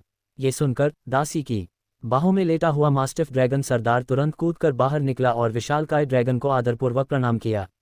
उसने सुना था कि किसी संरक्षक को बुलाते समय किन बातों का ध्यान रखना चाहिए और संरक्षक के प्रति विनम्रता और शालीनता बनाए रखना बिल्कुल आवश्यक है। इसलिए भले ही मास्टिफ ड्रैगन कबीले का मुखिया आमतौर पर बेहद अभिमानी होता था, लेकिन इस समय वह अभी भी चापलूसी और खुशामद कर रहा था। बोलो, तुम्हें मेरी क्या जरूरत है कि तुमने मुझे यहाँ बुलाया है? खुद को पहाड़ों का राजा कहने वाले उस अजगर ने मास्टिफ ड्रैगन सरदार को ठंडी निगाहों से देखा और एक ऐसी भाषा में पूछा जिसे केवल बुलाने वाला ही समझ सकता था। तुम्हारे पीछे दुश्मनों का एक समूह है। वे मेरे कबीले को नष्ट करने की कोशिश कर रहे हैं, इसलिए कृपया कार्रवाई करो और उन्हें खत्म करो। मास्टिफ ड्रैगन कबीले ने संक्षेप में ही पूरी बात समझा दी। अजगर ने दूर तैरते हुए धातु के द्वीप पर एक नज़र डाली। उसकी आंखों में तिरस्कार की झलक दिखाई दी, क्योंकि ऐसी धातु की वस्तु उसकी अजगर ज्वालाओं की झुलसा देने वाली गर्मी को सहन नहीं कर सकती थी। धातु के तैरते द्वीपों पर चींटियों की तरह खड़े पवित्र ड्रैगन सिटी के योद्धाओं की तो उससे परवाह ही नहीं थी, क्योंकि उसे केवल अपने पंजों को घुमाकर उनमें से बड़ी संख्या को कुचलने की जरूरत थी। इतना कमजोर दुश्मन किसी भी हालत में अजगर की दिलचस्पी नहीं जगा सकता था। अब इसकी एकमात्र इच्छा है कि यह मिशन को जल्द से जल्द पूरा करे, फिर अपनी दुनिया में वापस जाए और गुफा के अंदर सोने के सिक्कों के सागर में एक अच्छी झपकी ले। मैं अभी जाकर उन दुश्मनों का सफाया कर दूंगा। तुम्हें भी तुरंत बलिदान की तैयारी करनी होगी, वरना मैं तुम्हें कभी जाने नहीं दूंगा। दहाड़ने के बाद अजगर तुरंत मुड़ा और पवित्र ड्रैगन शहर के धातु से बने तैरते द्वीप की ओर दौड़ पड़ा। जैसे ही अजगर मुड़ा, मास्टिफ ड्रैगन सरदार जमीन पर गिर पड़ा। वह इतना कमजोर था कि अपनी एक उंगली भी हिला नहीं पा रहा था। ड्रैगन की आभा सचमुच भयानक थी। संक्षिप्त बातचीत में ही उसकी काफी शक्ति समाप्त हो गई थी और यह वाकई आश्चर्यजनक था कि वह बेहोश नहीं हुआ। थकावट से ग्रस्त होने के बावजूद धातु के तैरते हुए द्वीप की ओर देखते हुए उसकी आंखों में तीव्र जुनून की आग जल रही थी और उसके चेहरे पर स्पष्ट उत्साह झलक रहा था। वह अपने दुश्मनों को ड्रैगन रक्षकों द्वारा नष्ट होते हुए देखना चाहता था। उसके बाद वह स्वयं उस विशाल धातु द्वीप पर कब्जा करना चाहता था। इस धातु के तैरते द्वीप के साथ जल्द ही उसका कबीला और भी मजबूत हो जाएगा और उन सभी दुश्मनों का सफाया कर देगा जो उसके आदेशों का उल्लंघन करने की हिम्मत करते हैं। उस समय इस जल जगत में निश्चित रूप से उसके मास्टिफ ड्रैगन जनजाति से संबंधित समुद्र का एक बड़ा क्षेत्र होगा। मास्टिफ ड्रैगन सरदार जितना इसके बारे में सोचता गया, उतना ही वह आत्मसंतुष्ट होता गया और वह हंसे बिना नहीं रह सका। मास्टिफ ड्रैगन जनजाति और धातु के तैरते द्वीप के बीच की दूरी ज्यादा नहीं थी और इस समय विशालकाय ड्रैगन पहले ही तेजी से उस ओर बढ़ चुका था। अगर उस क्षेत्र में उड़ान निषेध न होता जो उसे अधिक ऊंचाई पर चढ़ने से रोकता है, तो अजगर चींटी के बराबर ऊंचाई पर होने को बर्दाश्त नहीं कर पाता। उसी समय कानून की एक रहस्यमय शक्ति लगातार आक्रमण कर रही है, जो ड्रैगन के जीवन रूप को बदलने और उसे विशाल शहरों की दुनिया के एक राक्षस में बदलने का प्रयास कर रही है। सौभाग्यवश अजगर एक गुप्त तरीके से आया है जो इस दुनिया के कानूनों द्वारा अनुमत कानूनी दायरे में आता है। थोड़े समय के लिए रुकना कोई बड़ी समस्या नहीं होगी, लेकिन अगर ये लंबे समय तक रुकता है तो बदलाव इतने भयानक होंगे कि वह भी उनका सामना नहीं कर पाएगा। ड्रैगनों का लंबा इतिहास है और उन्हें अक्सर दूसरी दुनियाओं में बुलाया जाता है, इसलिए उन्हें विभिन्न लोगों की शक्ति और नियमों की कुछ समझ होती है। ये ड्रैगन भी समझता है कि वह किस स्थिति का सामना कर रहा है। दरअसल यही हर दुनिया के नियमों की शक्ति है। एक बार जब आप उनमें से किसी एक में प्रवेश कर लेते हैं तो आप इन नियमों की शक्ति से प्रभावित हो जाते हैं। दुनिया जितनी शक्तिशाली होगी, इस नियम की शक्ति भी उतनी ही अधिक होगी। यदि किसी व्यक्ति का साधना स्तर पर्याप्त रूप से उच्च है तो अन्य लोगों के अधिकांश नियमों की शक्ति को पूरी तरह से नज़रअंदाज किया जा सकता है, लेकिन शक्तिशाली अन्य लोगों में सावधानी बरतने की आवश्यकता होती है।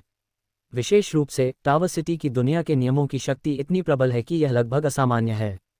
जब विशालकाय ड्रैगन पहली बार यहाँ आया था तो वह लगभग डर के मारे मर ही गया था। प्रत्यक्ष भौतिक स्थानांतरण की तुलना में आत्मा स्थानांतरण में बहुत कम प्रतिबंध हैं और ये लगभग गारंटी देता है कि व्यक्ति का मन लंबे समय तक अक्षुण्ण रहेगा। हालांकि इस नियम के चंगुल से बचना अभी भी कठिन है और अंततः ये व्यक्ति को एक पूर्ण राक्षस में बदल देगा। इस परिवर्तन से बचने के लिए या तो किसी विशेष गुप्त तकनीक का ज्ञान होना चाहिए या फिर अपनी आत्मा की शक्ति में इस संसार की छाप होनी चाहिए। इसके अलावा कोई और रास्ता नहीं है। हालांकि अजगर को पता था कि क्या हो रहा है, फिर भी दोहरे उत्पीड़न की भावना बेहद घुटन भरी थी और इसने उसके गुस्से को भड़का दिया, जिससे वह अपना गुस्सा निकालने के लिए बेताब हो गया। हालांकि जैसे जैसे वह दृश्य करीब आता गया, वह दृश्य जो अनगिनत बार देखा जा चुका था अब दिखाई नहीं दिया। जिन चींटियों को वह बेहद कमजोर समझता था वे उसकी शक्ल देखकर बिल्कुल भी डर कर नहीं भागी, वे उसे ऐसे देख रही थी मानो वह कोई मुर्गी हो। इस विचित्र परिस्थिति ने अजगर के क्रोध को और भड़का दिया। वह उन चींटियों को सबक सिखाने के लिए दृढ़ संकल्पित था जो उसकी महिमा से अनभिज्ञ थीं, ताकि वे उसकी आतंक और महानता को जान सकें। जैसे ही अजगर इन चींटियों को अग्नि से झुलसाने के लिए अपनी अजगर अग्नि बरसाने ही वाला था, तभी उसने अचानक देखा कि विशाल धातु के तैरते द्वीप पर एक दर्जन आकृतियां हवा में उड़ती हुई आईं और समान ऊंचाई पर उसकी ओर दौड़ पड़ीं। उन लगभग एक दर्जन आकृतियों से निकलने वाली खतरनाक आभा को भांपते हुए तिरस्कार से भरा हुआ अजगर अचानक चौंक गया और उसने अपने विशाल शरीर को आगे बढ़ने से अचानक रोक दिया। तभी लगभग एक दर्जन आकृतियां उसे घेर लिया। सभी उसे अजीब निगाहों से देख रही थीं, मानो वे किसी नए खिलौने की जांच कर रही हों।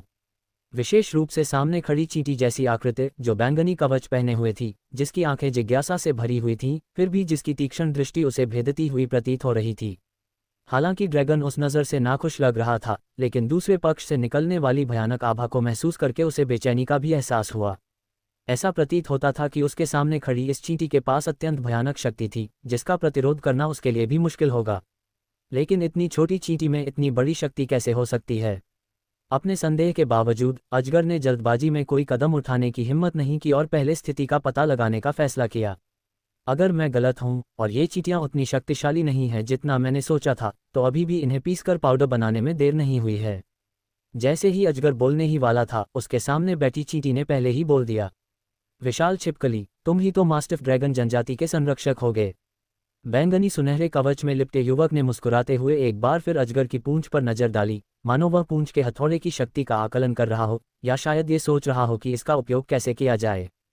तुम विशाल छिपकली, तुम चींटी, तुम्हारी हिम्मत कैसे हुई मुझे विशाल छिपकली कहने की? ये सुनकर अजगर क्रोधित हो गया। उसने इस बात को पूरी तरह से नज़रअंदाज कर दिया कि दूसरा पक्ष उनकी अजगर भाषा में क्यों बोल रहा था, और इतना क्रोधित हुआ कि उसने अपने नथुनों से काले धुएं के 2 मोटे गुबार उगल दिए। ये चींटी उन तुच्छ सरीसृपों से अपनी तुलना करने की हिम्मत कैसे करती है? ये ड्रैगन जाति का अपमान है, इसे इसकी कीमत चुकानी ही होगी। एक महान ड्रैगन होने के नाते आज तक किसी ने भी उसके सामने इतनी धृष्टता दिखाने की हिम्मत नहीं की है। अतीत में अगर किसी ने ऐसा किया भी था तो क्रोधित ड्रैगन ने उन सभी को मार डाला था। ये सोचते ही अजगर ने अपने सामने खड़े बैंगनी सुनहरे कवचधारी व्यक्ति पर दहाड़ मारी और उसी समय अजगर की ज्वाला का एक तेज विस्फोट हुआ। ये ड्रैगन ज्वाला ड्रैगनों द्वारा स्रावित एक विशेष प्रकार के तेल से बनी है।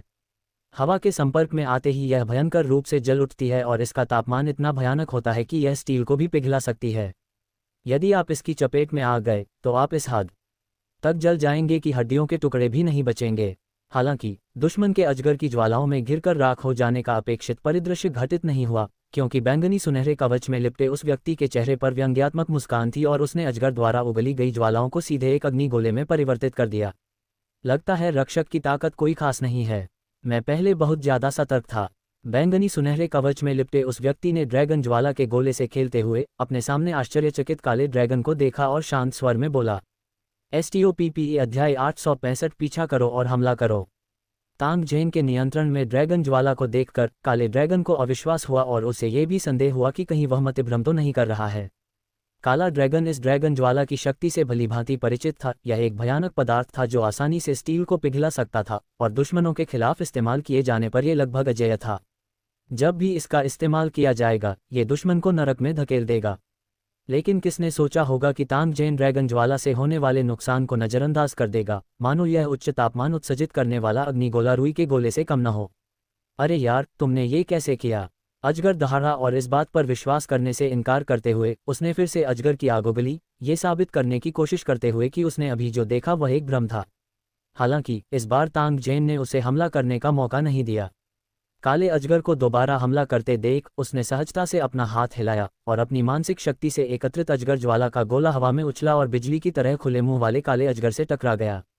जैसे ही अजगर अपने मुंह से स्रावित तेल को उगलने ही वाला था, तांग जेन द्वारा फेंका गया अजगर का अग्निगोला सीधे उसके मुंह पर लगा, जिससे नवगठित तेल में आग लग गई। बूम! आग की लपटें उठने के साथ ही एक दबी हुई सी धमाका सुनाई दिया, जिसके बाद अजगर के मुंह से आग का एक विशाल विस्फोट हुआ, जिसने उसके पूरे सिर को अपनी चपेट में ले लिया और लगातार जलता रहा। पहले के समय में ड्रैगन तेल को छिड़क देते थे और उसे अपने आप जलने देते थे ताकि वे ड्रैगन की ज्वालाओं से प्रभावित न हों। लेकिन उसी क्षण उसके मुख से तीव्र ज्वालाएं फूट पड़ीं और उसका सिर भी उनसे ढक गया। अजगर की असाधारण रूप से मजबूत रक्षा प्रणाली के बावजूद ज्वालाओं से झुलसने का दर्द असहनीय था। विशालकाय अजगर की आंखों में दर्द की एक झलक दिखाई दी, जिसका मुंह चौड़ा खुला हुआ था। उसके मुंह से काला धुआं निकल रहा था और उसका शरीर दर्द से बुरी तरह कांप रहा था और छटपटा रहा था। उसे मार! ठीक उसी क्षण तांग जेन ने हमले का आदेश जारी कर दिया। समुद्र पर तैर रहे पवित्र ड्रैगन नगरी के साधकों ने इस क्षण एक साथ हमला कर दिया। युद्ध तलवारें, विशाल तलवारें और भारी कवच भेदी मशीनगनें सभी काले ड्रैगन की ओर चलाई गईं। ड्रैगन के शरीर से चिंगारियां निकलीं और खून और मांस के टुकड़े अलग हो गए। पवित्र ड्रैगन नगरी के सभी साधक 7वें स्तर से अधिक शक्तिशाली थे, जिनमें से मोटे व्यक्ति ने 9वां स्तर प्राप्त कर लिया था। जब उन्होंने एक साथ हमला किया तो उनके द्वारा पहुंचाया गया नुकसान इतना था कि राजा स्तर की साधना वाले ड्रैगन को भी पराजित करने के लिए पर्याप्त था। पलक झपकते ही अजगर के शल्क चकनाचूर हो गए और उसके घावों से खून बहने लगा।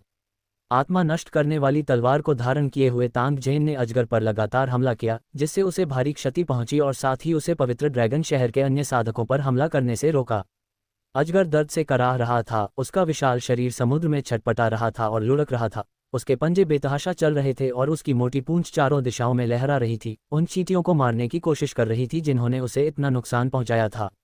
लेकिन ठीक इसी क्षण उसे एहसास हुआ कि उसका विशाल आकार ही उसकी कमजोरी बन गया है। उड़ान निषेध क्षेत्र के कारण वह केवल समुद्र के ऊपर ही उड़ान भर सकता था, जिससे पवित्र ड्रैगन शहर के साधकों की घेराबंदी से बचना उसके लिए असंभव हो गया। हालांकि होली ड्रैगन सिटी के साधक इसके विशाल आकार की तुलना में अविश्वसनीय रूप से छोटे हैं और उनके हमले नगण्य प्रतीत होते हैं, लेकिन ऐसा नहीं है। हाथी के आकार की तुलना में गोली भी बहुत छोटी होती है, लेकिन जब इसे बंदूक से दागा जाता है तो यह अपने से कई गुना बड़े हाथी को भी मार सकती है। पवित्र ड्रैगन नगरी के साधक, जो ड्रैगन की दृष्टि में छोटे प्रतीत होते हैं, भयावह विनाशकारी शक्ति का प्रदर्शन कर सकते हैं। वे विषैली ततैयों के झुंड की तरह हैं जो अपने लक्ष्य पर घातक हमला करते हैं। तांग जेन के हमले ने विशेष रूप से अजगर को असहनीय पीड़ा पहुंचाई, जिससे उसका विशाल सिर भयानक टेढ़े मेढ़े घावों से ढक गया। इस लगातार हमले के आगे काला अजगर जल्दी ही हार मान गया। उसका पूरा शरीर खून से लथपथ था जो उसकी खाल से टपककर समुद्र में बह रहा था। यदि यही स्थिति बनी रही तो पवित्र ड्रैगन नगरी के साधक निश्चित रूप से ड्रैगन को मार डालेंगे। अजगर को खतरे का एहसास हुआ और उसने तुरंत बेतहाशा आग उगलना शुरू कर दिया। उसी समय उसने अपने पंजे घुमाए और समुद्र के पानी का एक गोला खींच लिया, जो फिर अनगिनत बर्फीले ब्लेड में बदल गया और चारों दिशाओं में फैल गया। ये बर्फ की पतली और नुकीली परतें होती हैं। अगर आप इनमें से किसी एक की चपेट में आ गए तो या तो आपकी मौत हो जाएगी या आप गंभीर रूप से घायल हो जाएंगे। ये देखकर पवित्र ड्रैगन नगरी के सभी साधक सहज रूप से बच निकले। अप्रत्याशित रूप से ठीक उसी क्षण विशालकाय ड्रैगन ने एक दहाड़ मारी और फिर भागने के लिए मुड़ गया। भागने की कोशिश कर रहे हो? सपने देखते रहो। तांग जेन ने ड्रैगन के शव का स्कैन करने की भी योजना बनाई ताकि वह एक अर्धयांत्रिक ड्रैगन युद्ध पशु का निर्माण कर सके और पवित्र ड्रैगन शहर की शक्ति को और बढ़ा सके। यदि यह प्रयास सफल नहीं होता है तो तांग जेन आसानी से हार नहीं मानेगा। इसके बजाय वह ड्रैगन के शरीर के ऊतकों को निकालने का प्रयास करेगा ताकि क्लोनिंग या इसी तरह की विधियों का उपयोग करके उसे विकसित किया जा सके। संक्षेप में, जिस क्षण तांग जेन ने काले ड्रैगन को देखा, उसने मन बना लिया कि उसे इस ड्रैगन को पवित्र ड्रैगन शहर की युद्ध व्यवस्था में शामिल करना ही होगा। इसे पकड़ो, भले ही तुम इसे जिंदा न पकड़ सको, लेकिन इसका शव यहीं छोड़ दो। जैसे ही उसने बोलना समाप्त किया, तांग जेन प्रकाश की एक लकीर में परिवर्तित हो गया और उस दिशा में भागा जिधर विशालकाय अजगर भागा था। होली ड्रैगन सिटी के जिन साधकों ने उनका पीछा किया, उन्होंने जरा भी संकोच नहीं किया और उन सभी ने तांग जेन का पीछा करने के लिए अपनी पूरी गति का इस्तेमाल किया। ये सुनकर अजगर भयभीत हो गया और जितनी तेजी से हो सकता था भाग गया। दूर से इस दृश्य को देख रहे मास्टिफ ड्रैगन जनजाति के सरदारों के रोंगटे खड़े हो गए। उनमें बेबसी का भाव छा गया और वे जमीन पर गिर पड़े। मास्टिफ ड्रैगन कबीले का सरदार पहले से ही पीला पड़ चुका था। वह उस दिशा में खाली निगाहों से घूर रहा था जहां तांग जेन और विशालकाय ड्रैगन गायब हो गए थे, और ऐसे शब्द बुदबुदा रहा था जिन्हें कोई समझ नहीं पा रहा था। दरअसल जब उसने तांग जेन और अन्य लोगों को प्रकट होते और ड्रैगन संरक्षक को घेर कर पीटते देखा, तो वह पहले ही जान चुका था कि इस बार मास्टिफ ड्रैगन जनजाति पूरी तरह से खत्म हो चुकी है। अपनी कमजोर दृष्टि के बावजूद भी वह बता सकता था कि समुद्र पर तैरते हुए होली ड्रैगन सिटी के सभी साधक 2 सितारा और 3 सितारा लॉर्ड थे, और सबसे आगे बैंगनी सुनहरे कवच में बैठा युवक एक भयानक राजा स्तरीय साधक था। अपनी भयानक युद्ध शक्ति के साथ ये साधक अकेले ही मास्टिफ ड्रैगन जनजाति का सफाया कर सकता था, और कोई भी उसका सामना नहीं कर सकता था। अगर हम इसमें उन कुशल साधकों और धातु के तैरते द्वीपों को भी शामिल कर लें, तो मास्टिफ ड्रैगन जनजाति का भाग्य पहले से ही तय हो चुका है। क्यों? मास्टिफ ड्रैगन सरदार मानो अपनी आत्मा खो बैठा था। उसने जल्दी से निकल रहे और भागने की तैयारी कर रहे कबीले के सरदारों पर एक नज़र डाली, फिर अचानक खड़ा हो गया और जोर से दहाड़ मारी। मैं संतुष्ट नहीं हूँ। हमारी जाति के अनगिनत लोग अभी भी मौजूद हैं। जब तक हम एकजुट होकर आगे बढ़ते रहेंगे, भले ही हम दुश्मन को हरा न सकें, लेकिन हम उन्हें भारी कीमत चुकाने पर मजबूर कर देंगे। मेरा आदेश आगे पहुंचाओ, कबीले के सभी सदस्य, सभी। मास्टिफ ड्रैगन के सरदार के बोलते ही उसने खुद को सन्नाटे में घिरा पाया। पीछे मुड़कर देखने पर उसने पाया कि कुछ ही क्षण पहले एकत्रित हुए कबीले के सरदार पलक झपकते ही गायब हो गए थे। यहाँ तक कि उनके सबसे भरोसेमंद करीबी भी जल्दबाजी में उस जगह से भाग निकले। एक कचरा नाव को तेजी से चप्पू मारकर दूर ले गए। जाहिर तौर पर वे अपना सामान पैक करके भागने की तैयारी कर रहे थे। इस दृश्य को देखकर मास्टिफ ड्रैगन कबीले का मुखिया क्रोध से लाल हो गया और उसने मुंह भरकर खून थूक दिया, जिससे उसकी छाती खून से लथपथ हो गई। एक कड़वी हंसी के साथ उसने अपना सिर घुमाया, अपने लड़खड़ाते शरीर को मुश्किल से संभालते हुए, और धातु के तैरते हुए द्वीप की दिशा में देखा। उसी क्षण एक लंबा, सुनहरे बालों वाला आदमी धातु के तैरते हुए द्वीप के किनारे पर खड़ा था, मानो उसे निर्मम निगाहों से देख रहा हो। उनकी निगाहें एक पल के लिए मिलीं, फिर उस सुनहरे बालों वाले व्यक्ति ने अपना हाथ हिलाया और दूर समुद्र की ओर देखने लगा।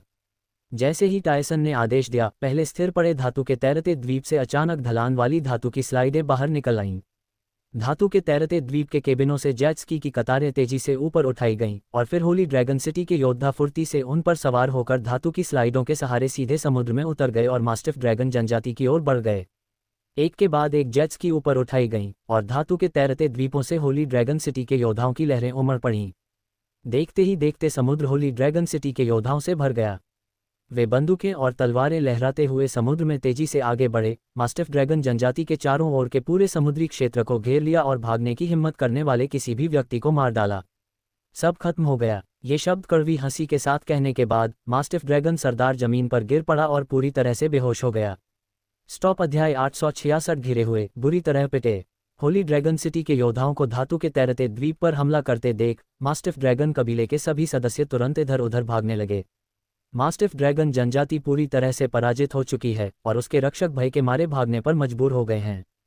पवित्र ड्रैगन नगरी ने इस विजय का लाभ उठाते हुए स्वाभाविक रूप से पूर्ण पैमाने पर आक्रमण शुरू कर दिया है। अगर वे अभी नहीं भागे तो पवित्र ड्रैगन शहर के योद्धाओं के आने पर शायद उन्हें भागने का दूसरा मौका न मिले। आलोंग जनजाति के अनगिनत सदस्यों के मन में यही विचार था और पूरी जनजाति में अफरा तफरी मच गई। चीख पुकार, गालियां और रोने की आवाजें हवा में गूंज उठीं, मानो आसमान ही हिल गया हो।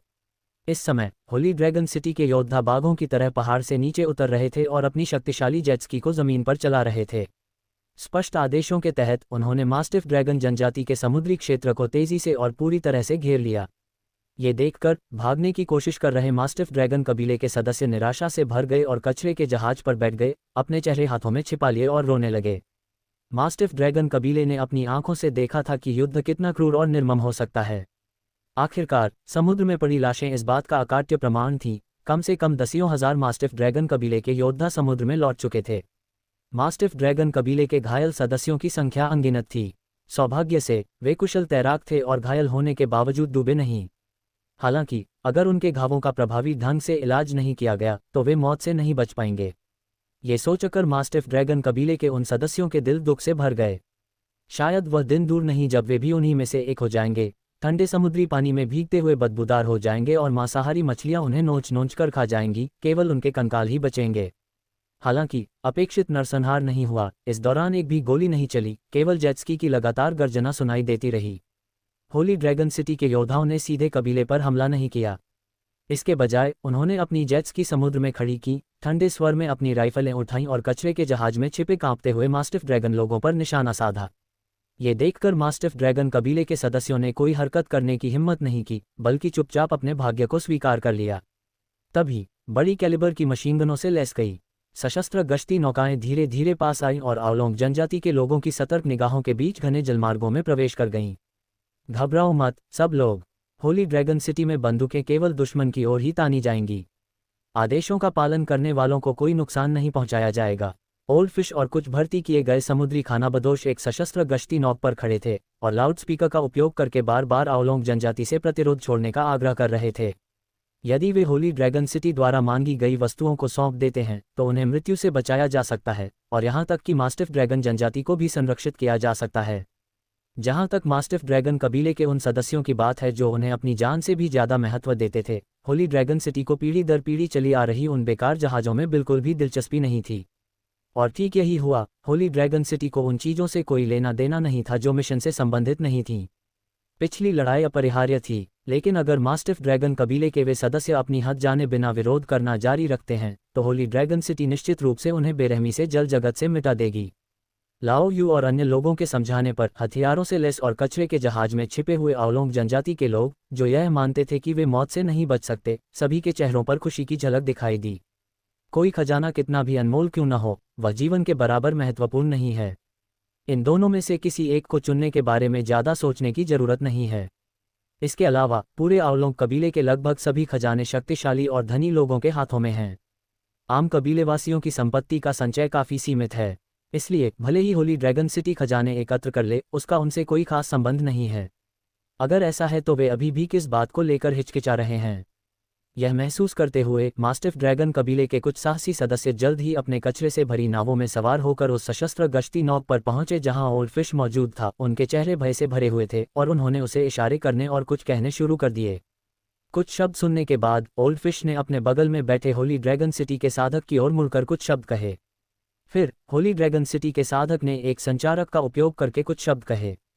इंजनों की गर्जना हवा में गूंज उठी और होली ड्रैगन सिटी के लगभग 1000 कुलीन योद्धा जेट स्की पर सवार होकर तेजी से आ पहुंचे। मास्टिफ ड्रैगन कबीले के नेतृत्व में उन्होंने जलमार्गों को पार करना शुरू किया और लगातार मिशन की वस्तुएं एकत्र करने लगे। ... इस समय मास्टिफ ड्रैगन जनजाति से लगभग 100 मील दूर घावों से लथपथ एक काला ड्रैगन समुद्र की सतह पर तैर रहा था और अपने चारों ओर मौजूद होली ड्रैगन सिटी के साधकों को घबराहट से देख रहा था। उसके शरीर से लगातार खून टपक रहा था और उसकी विशाल आंखें घबराहट और पछतावे से भरी हुई थीं। होली ड्रैगन सिटी में मौजूद ये उच्च कोटि के साधक अपने अपने पसंदीदा हथियारों से लैस हैं, जो दुश्मनों को पल भर में गंभीर क्षति पहुंचाने में सक्षम हैं। विशेष रूप से इस बार तांग जेन के साथ युद्ध में आए लगभग 1 दर्जन लोग होली ड्रैगन सिटी के सर्वश्रेष्ठ साधकों में से थे, जिनमें से प्रत्येक के पास विस्फोटक युद्ध शक्ति थी। अविश्वसनीय रूप से शक्तिशाली लॉर्ड स्तर के साधकों के इस समूह द्वारा घिरे और हमला किए जाने के बावजूद ये पहले से ही भाग्य की बात थी कि यह विशालकाय ड्रैगन की मां में नहीं बदल गया। उस अजगर ने कभी सपने में भी नहीं सोचा था कि उसके बुलावे का नतीजा इतना गंभीर नुकसान होगा और वह यहाँ लगभग अपनी जान गंवा देगा। नहीं, बुलाने का समय अभी समाप्त नहीं हुआ है। हो सकता है अगले ही पल ये भयानक चींटियां मुझे मार डालें। एक महान ड्रैगन को एक चींटी कैसे मार सकती है? ये ड्रैगन जाति के लिए सबसे बड़ा अपमान होगा। इस विचार से वह और भी ज्यादा परेशान हो गया, लेकिन वह पहले से ही गंभीर रूप से घायल था और इन चींटियों के पीछा करने से बचने का उसके पास कोई मौका नहीं था। भागने का कोई रास्ता न होने के कारण अजगर बेहद बेचैन था। हालांकि उसके शरीर पर लगी चोटों से उसे बहुत दर्द हो रहा था, पर यह उसकी जान के मुकाबले कुछ भी नहीं थी। ड्रैगन की उम्र लंबी होती है, लेकिन वे जितना अधिक जीते हैं, मृत्यु से उतना ही अधिक भयभीत हो जाते हैं। अब इसे बस इतना करना है कि बुलावे का समय समाप्त होने तक जितना हो सके समय को टालना है, फिर यह इस शापित दुनिया को छोड़कर इन भयानक चींटियों के घेरे से बच सकता है। ड्रैगन ने मन ही मन कसम खाई कि एक बार जब वह अपनी दुनिया में लौट आएगा तो वह फिर कभी भेंटों के लिए टावर सिटी की दुनिया में आने का निमंत्रण स्वीकार नहीं करेगा। धिक्कार है, तुम क्या करने की कोशिश कर रहे हो? क्या तुम सचमुच मुझे तुम सबके साथ मरने के लिए मजबूर करना चाहते हो? अपने सामने खड़े तांग जैन को देखकर, जो लगातार काली लपटें उगलने वाली युद्ध तलवार चला रहा था, विशालकाय अजगर ने भयंकर दहाड़ मारी। हालांकि वास्तव में वह अंदर से कमजोर था। वास्तव में ड्रैगनों के पास एक बेहद शक्तिशाली गुप्त तकनीक होती है जो दुश्मनों को अपने साथ नीचे खींच सकती है, लेकिन ये ड्रैगन अपने दिल में जानता है कि वह इस तरह की विधि का इस्तेमाल कभी हल्के में नहीं करेगा। तुम्हारी हिम्मत कैसे हुई यह कहने की कि हम साथ मरेंगे? तुम इसके लायक नहीं हो। तांग जैन ने ठंडी सांस ली, घायल ड्रैगन पर एक नज़र डाली और कहा, तुम आह्वान समाप्त होने तक समय बिताने की कोशिश कर रहे हो ताकि तुम टेलीपोर्ट करके दूर जा सको, है ना? मैं आपको सलाह देता हूं कि आप हार मान लें। आप आज बिल्कुल भी नहीं जा सकते, समझे? ये सुनकर अजगर का दिल जोर से धड़कने लगा और वह गुस्से से दहाड़ते हुए बोला, धिक्कार है, तुम क्या चाहते हो? मैंने तुम्हें कोई नुकसान नहीं पहुंचाया, बल्कि इसके विपरीत तुम मेरा पीछा कर रहे हो और मुझ पर हमला कर रहे हो। भागने में असमर्थ और प्रतिद्वंद्वी को हराने में असमर्थ, अजगर बेहद निराश महसूस कर रहा था। तुम क्या करना चाहते हो? क्या मैंने तुम्हें पहले ही नहीं बताया है? तांग जैन ने व्यंग्य करते हुए विशालकाय ड्रैगन की ओर हाथ हिलाया। ये देखकर लड़ने के लिए उत्सुक होली ड्रैगन सिटी के साधकों ने मुस्कुराते हुए ड्रैगन पर एक और सामूहिक हमला कर दिया। ड्रैगन ने दर्द भरी चीख निकाली, उसके पास मरने तक लड़ने के अलावा कोई चारा नहीं था। दुर्भाग्यवश उसका प्रतिरोध पवित्र ड्रैगन शहर के क्रूर और निर्दयी साधकों पर बेअसर प्रतीत हुआ। एक समय दूसरे लोक में सर्वोच्च शासन करने वाला ड्रैगन अब बुरी तरह हार रहा था और उसकी आभा दिन ब दिन कमजोर होती जा रही थी। अगर यह स्थिति और लंबे समय तक बनी रही तो हो सकता है कि ड्रैगन सचमुच मर जाए। स्टॉप्ड। अध्याय 867 आत्मसमर्पण, एक समाधान। रुको, मैं आत्मसमर्पण करता हूँ। आह, तुम कमीने! मैंने कहा मैं आत्मसमर्पण करता हूँ। पवित्र ड्रैगन शहर के साधकों द्वारा बेरहमी से पीटे जाने और फिर भी मुक्त होने में असमर्थ रहने के बाद काले ड्रैगन की आभा लगातार कमजोर होती गई। जीवन मरण की लड़ाई कोई आदान प्रदान या अभ्यास नहीं होती, इसलिए पवित्र ड्रैगन सिटी के इन साधकों ने हमला करते समय कोई संकोच नहीं किया और मूल रूप से उनका हर हमला एक घातक चाल थी। काले अजगर की जीवन शक्ति कितनी भी प्रबल क्यों न हो, वह हमलों के ऐसे भयावह तूफान का सामना नहीं कर सकता था। पवित्र ड्रैगन नगरी के साधकों द्वारा 1 दर्जन से अधिक ग्रेनेडों से हमला किए जाने के बाद विशालकाय ड्रैगन पूरी तरह से सहम गया। इस समय वह खून से लथपथ लौकी की तरह हो गया था। उसके विशाल शरीर का एक भी हिस्सा साबुत नहीं बचा था। उसके शरीर से अलग हुए शल्क और मांस के टुकड़े लटक रहे थे, जो अजगर की हरकतों के साथ हिंसक रूप से हिल रहे थे, जिससे वह बेहद दयनीय दिख रहा था। इस गंभीर चोट ने पहले ही इसके जीवन को खतरे में डाल दिया है। अगर इसका जल्द इलाज नहीं किया गया तो केवल रक्तस्राव ही इसकी जान लेने के लिए काफ़ी होगा। इसलिए उसके पास प्रतिरोध बंद करने और तांग जैन से दया की भीख मांगने के अलावा कोई विकल्प नहीं बचा था। ये सुनकर तांग जैन ने अपना हाथ हिलाया और होली ड्रैगन सिटी के साधक अनिच्छा से एक तरफ हट गए। उनकी आंखों में दुर्भावना भरी हुई थी क्योंकि वे विशालकाय ड्रैगन का बारीकी से निरीक्षण कर रहे थे। ऐसा लग रहा था कि वे अपने अगले हमले में कहाँ प्रहार करना है, इसका अध्ययन कर रहे थे। ये देखकर अजगर का शरीर एक बार फिर कांप उठा। अगर तुम आत्मसमर्पण भी कर दोगे तो भी कुछ नहीं बदलेगा। मुझे तुम्हारा शरीर सिर्फ प्रयोगों के लिए चाहिए। अंत में मैं तुम्हें मार ही डालूंगा। तांग जैन ने अजगर की ओर मुस्कुराते हुए पश्चाताप का भाव दिखाया, लेकिन उस मुस्कान में उपहास का भाव भी झलक रहा था, जिससे अजगर उसे जान से मार डालने की इच्छा कर रहा था। धिक्कार है, क्या तुम्हारे इस घटिया प्रयोग में अजगर को मारना ही जरूरी था? क्या इसे जीवित रहते हुए नहीं किया जा सकता था? विशालकाय अजगर ने अपना बड़ा सा सिर नीचे झुकाया और कमजोर आवाज में पूछा। वह इतना आलसी था कि हिल भी नहीं पा रहा था। कानून की वह शापित शक्ति एक बार फिर उसके शरीर पर हावी होने लगी, उसे नगर राज्य के राक्षस में बदलने का प्रयास करने लगी। अजगर ने इस आक्रमण का प्रतिरोध करने के लिए अपनी शेष सारी शक्ति लगा दी, जिससे उसके पास और कुछ करने की शक्ति नहीं बची। तांग जैन ने भौहें चढ़ाईं, सिर हिलाया और आह भरी। दरअसल मैं भी जीना चाहता हूँ, लेकिन दुर्भाग्य से मेरे पास कुछ ऐसे कारण हैं जिनकी वजह से मुझे तुम्हें मारना ही होगा और मेरे पास कोई विकल्प नहीं है। ये सुनकर अजगर क्रोधित हो गया। मैंने कौन से जघन्य अपराध किए हैं? मुझे मारने के कई कारण हैं। आप किसे बेवकूफ़ बनाने की कोशिश कर रहे हैं? इस समय क्रोध से भरा होने के बावजूद उसने हिंसक प्रतिक्रिया देने की हिम्मत नहीं की और केवल उदास चेहरे के साथ पूछती रही, क्या आप मुझे बता सकते हैं? मैं इसे सुनना चाहती हूँ। अजगर के मन में ये भावना थी कि उसे अभी भी बचाया जा सकता है। तांग जैन, जिसके पास पहले से ही अजगर के जीवन और मृत्यु का पूर्ण नियंत्रण था, ने कुछ और शब्द कहने में कोई आपत्ति नहीं की। इसके अलावा वह अजगर से कुछ प्रश्न पूछना चाहता था। आखिरकार ये व्यक्ति दूसरी दुनिया से आया था और उसे एक गुप्त तकनीक के माध्यम से बुलाया गया था, इसलिए तांग जैन को उसमें बहुत दिलचस्पी थी। सबसे पहले तो तुम्हें यहाँ बुलाया गया है।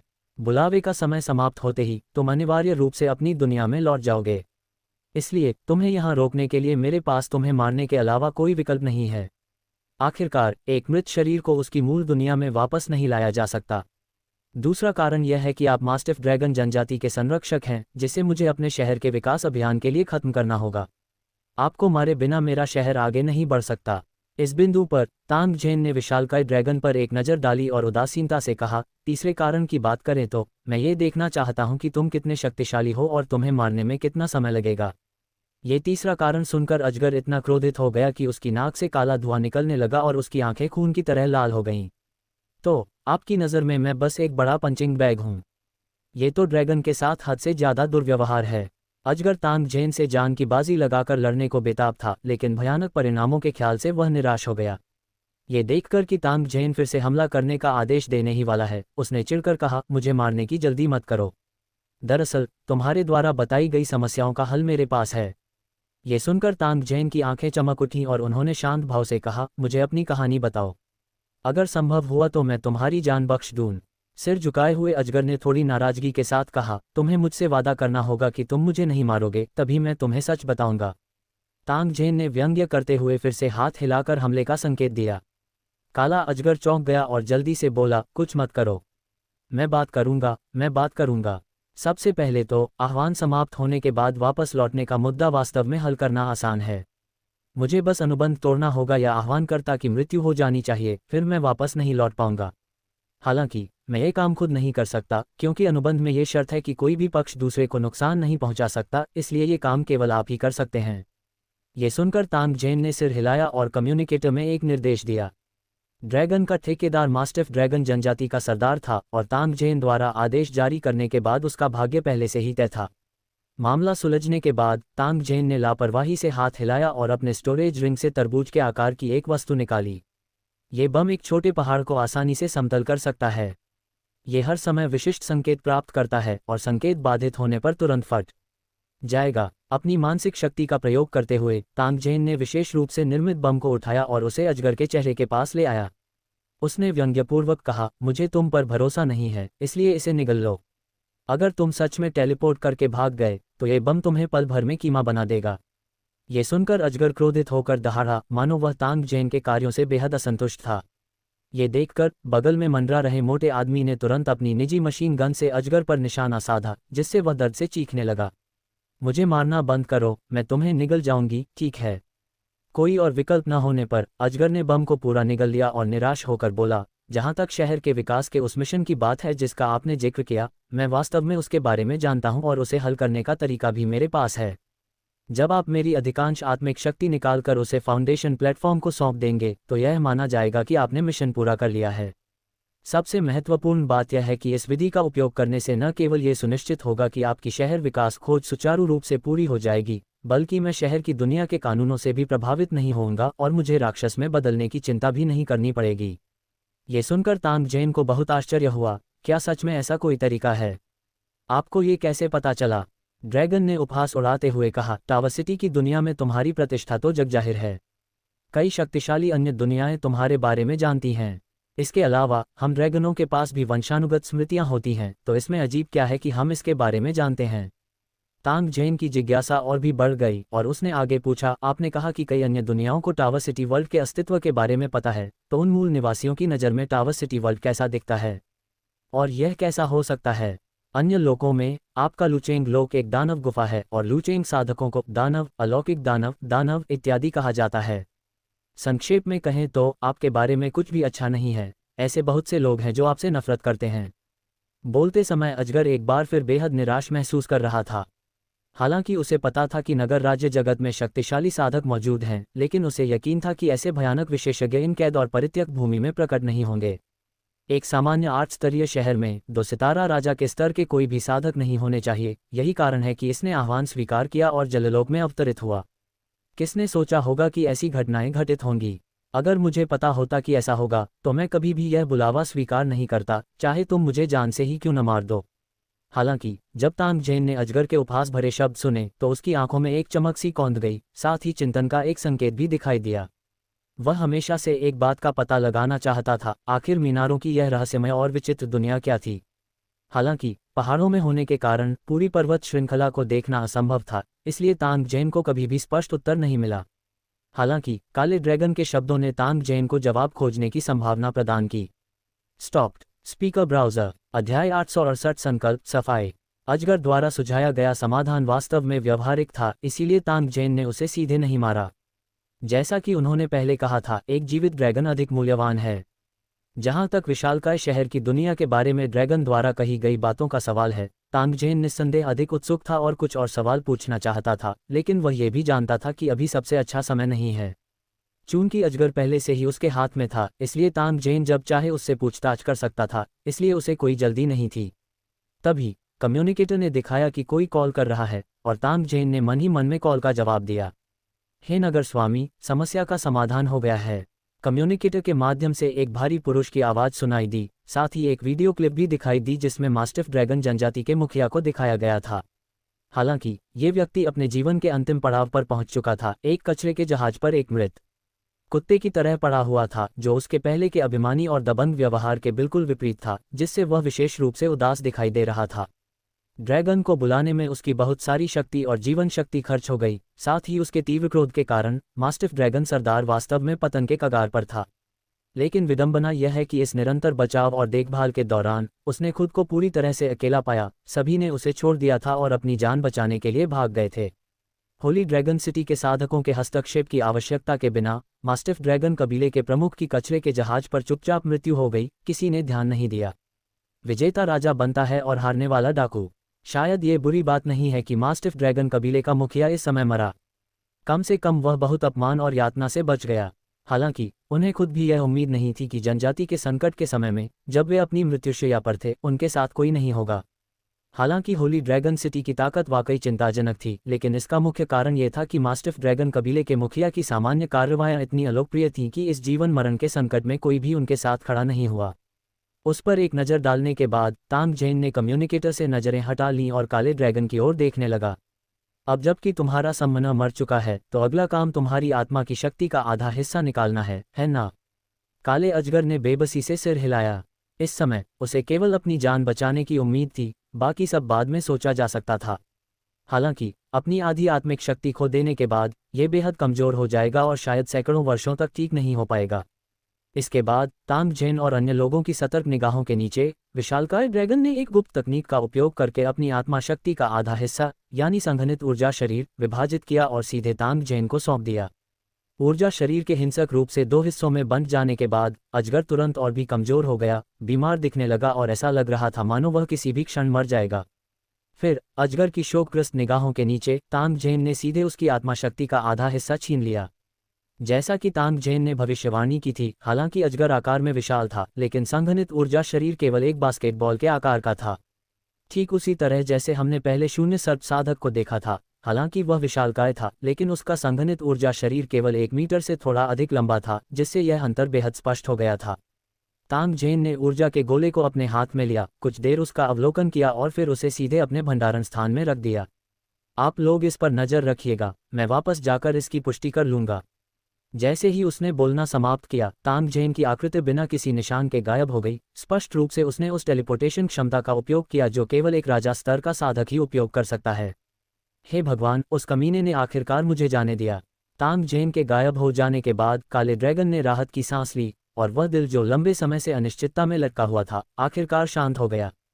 हर पल जब काला अजगर तांग जेन का सामना करता था, वह भय से भरा होता था, इस डर से कि कहीं वह उस पर पलटवार करके उसे मार न डाले। आखिरकार ड्रैगन सिर से पैर तक अनमोल खजाने हैं। उनकी दुनिया में अनगिनत जीव उन्हें पाने की लालसा रखते हैं और उनमें से किसी एक को मारना सर्वोच्च सम्मान मानते हैं। सौभाग्यवश तांग जेन के अर्थ को देखते हुए उसे लगा कि जीवित तांग जेन अधिक मूल्यवान है, अन्यथा पवित्र ड्रैगन सिटी के इन साधकों के तरीकों को देखते हुए उसे मारना कोई बड़ी परेशानी नहीं होती। हालांकि जीवन भर टावर सिटी की दुनिया में फंसे रहने और तांग जेन के साथ तरह तरह के अव्यवस्थित प्रयोगों में सहयोग करने के विचार ने ड्रैगन को अंतहीन दुख से भर दिया। लेकिन सबसे ज्यादा दुख की बात यह थी कि वह उन चमकदार खजानों को फिर कभी नहीं देख पाएगा जिन्हें उसने वर्षों से इकट्ठा किया था। ये सोचकर घावों से लथपथ होने के बावजूद दर्द से कराह न उठने वाला अजगर कुछ बार पलकें झपकाने और 2 क्रिस्टल जैसे आंसू बहाने से खुद को रोक नहीं पाया।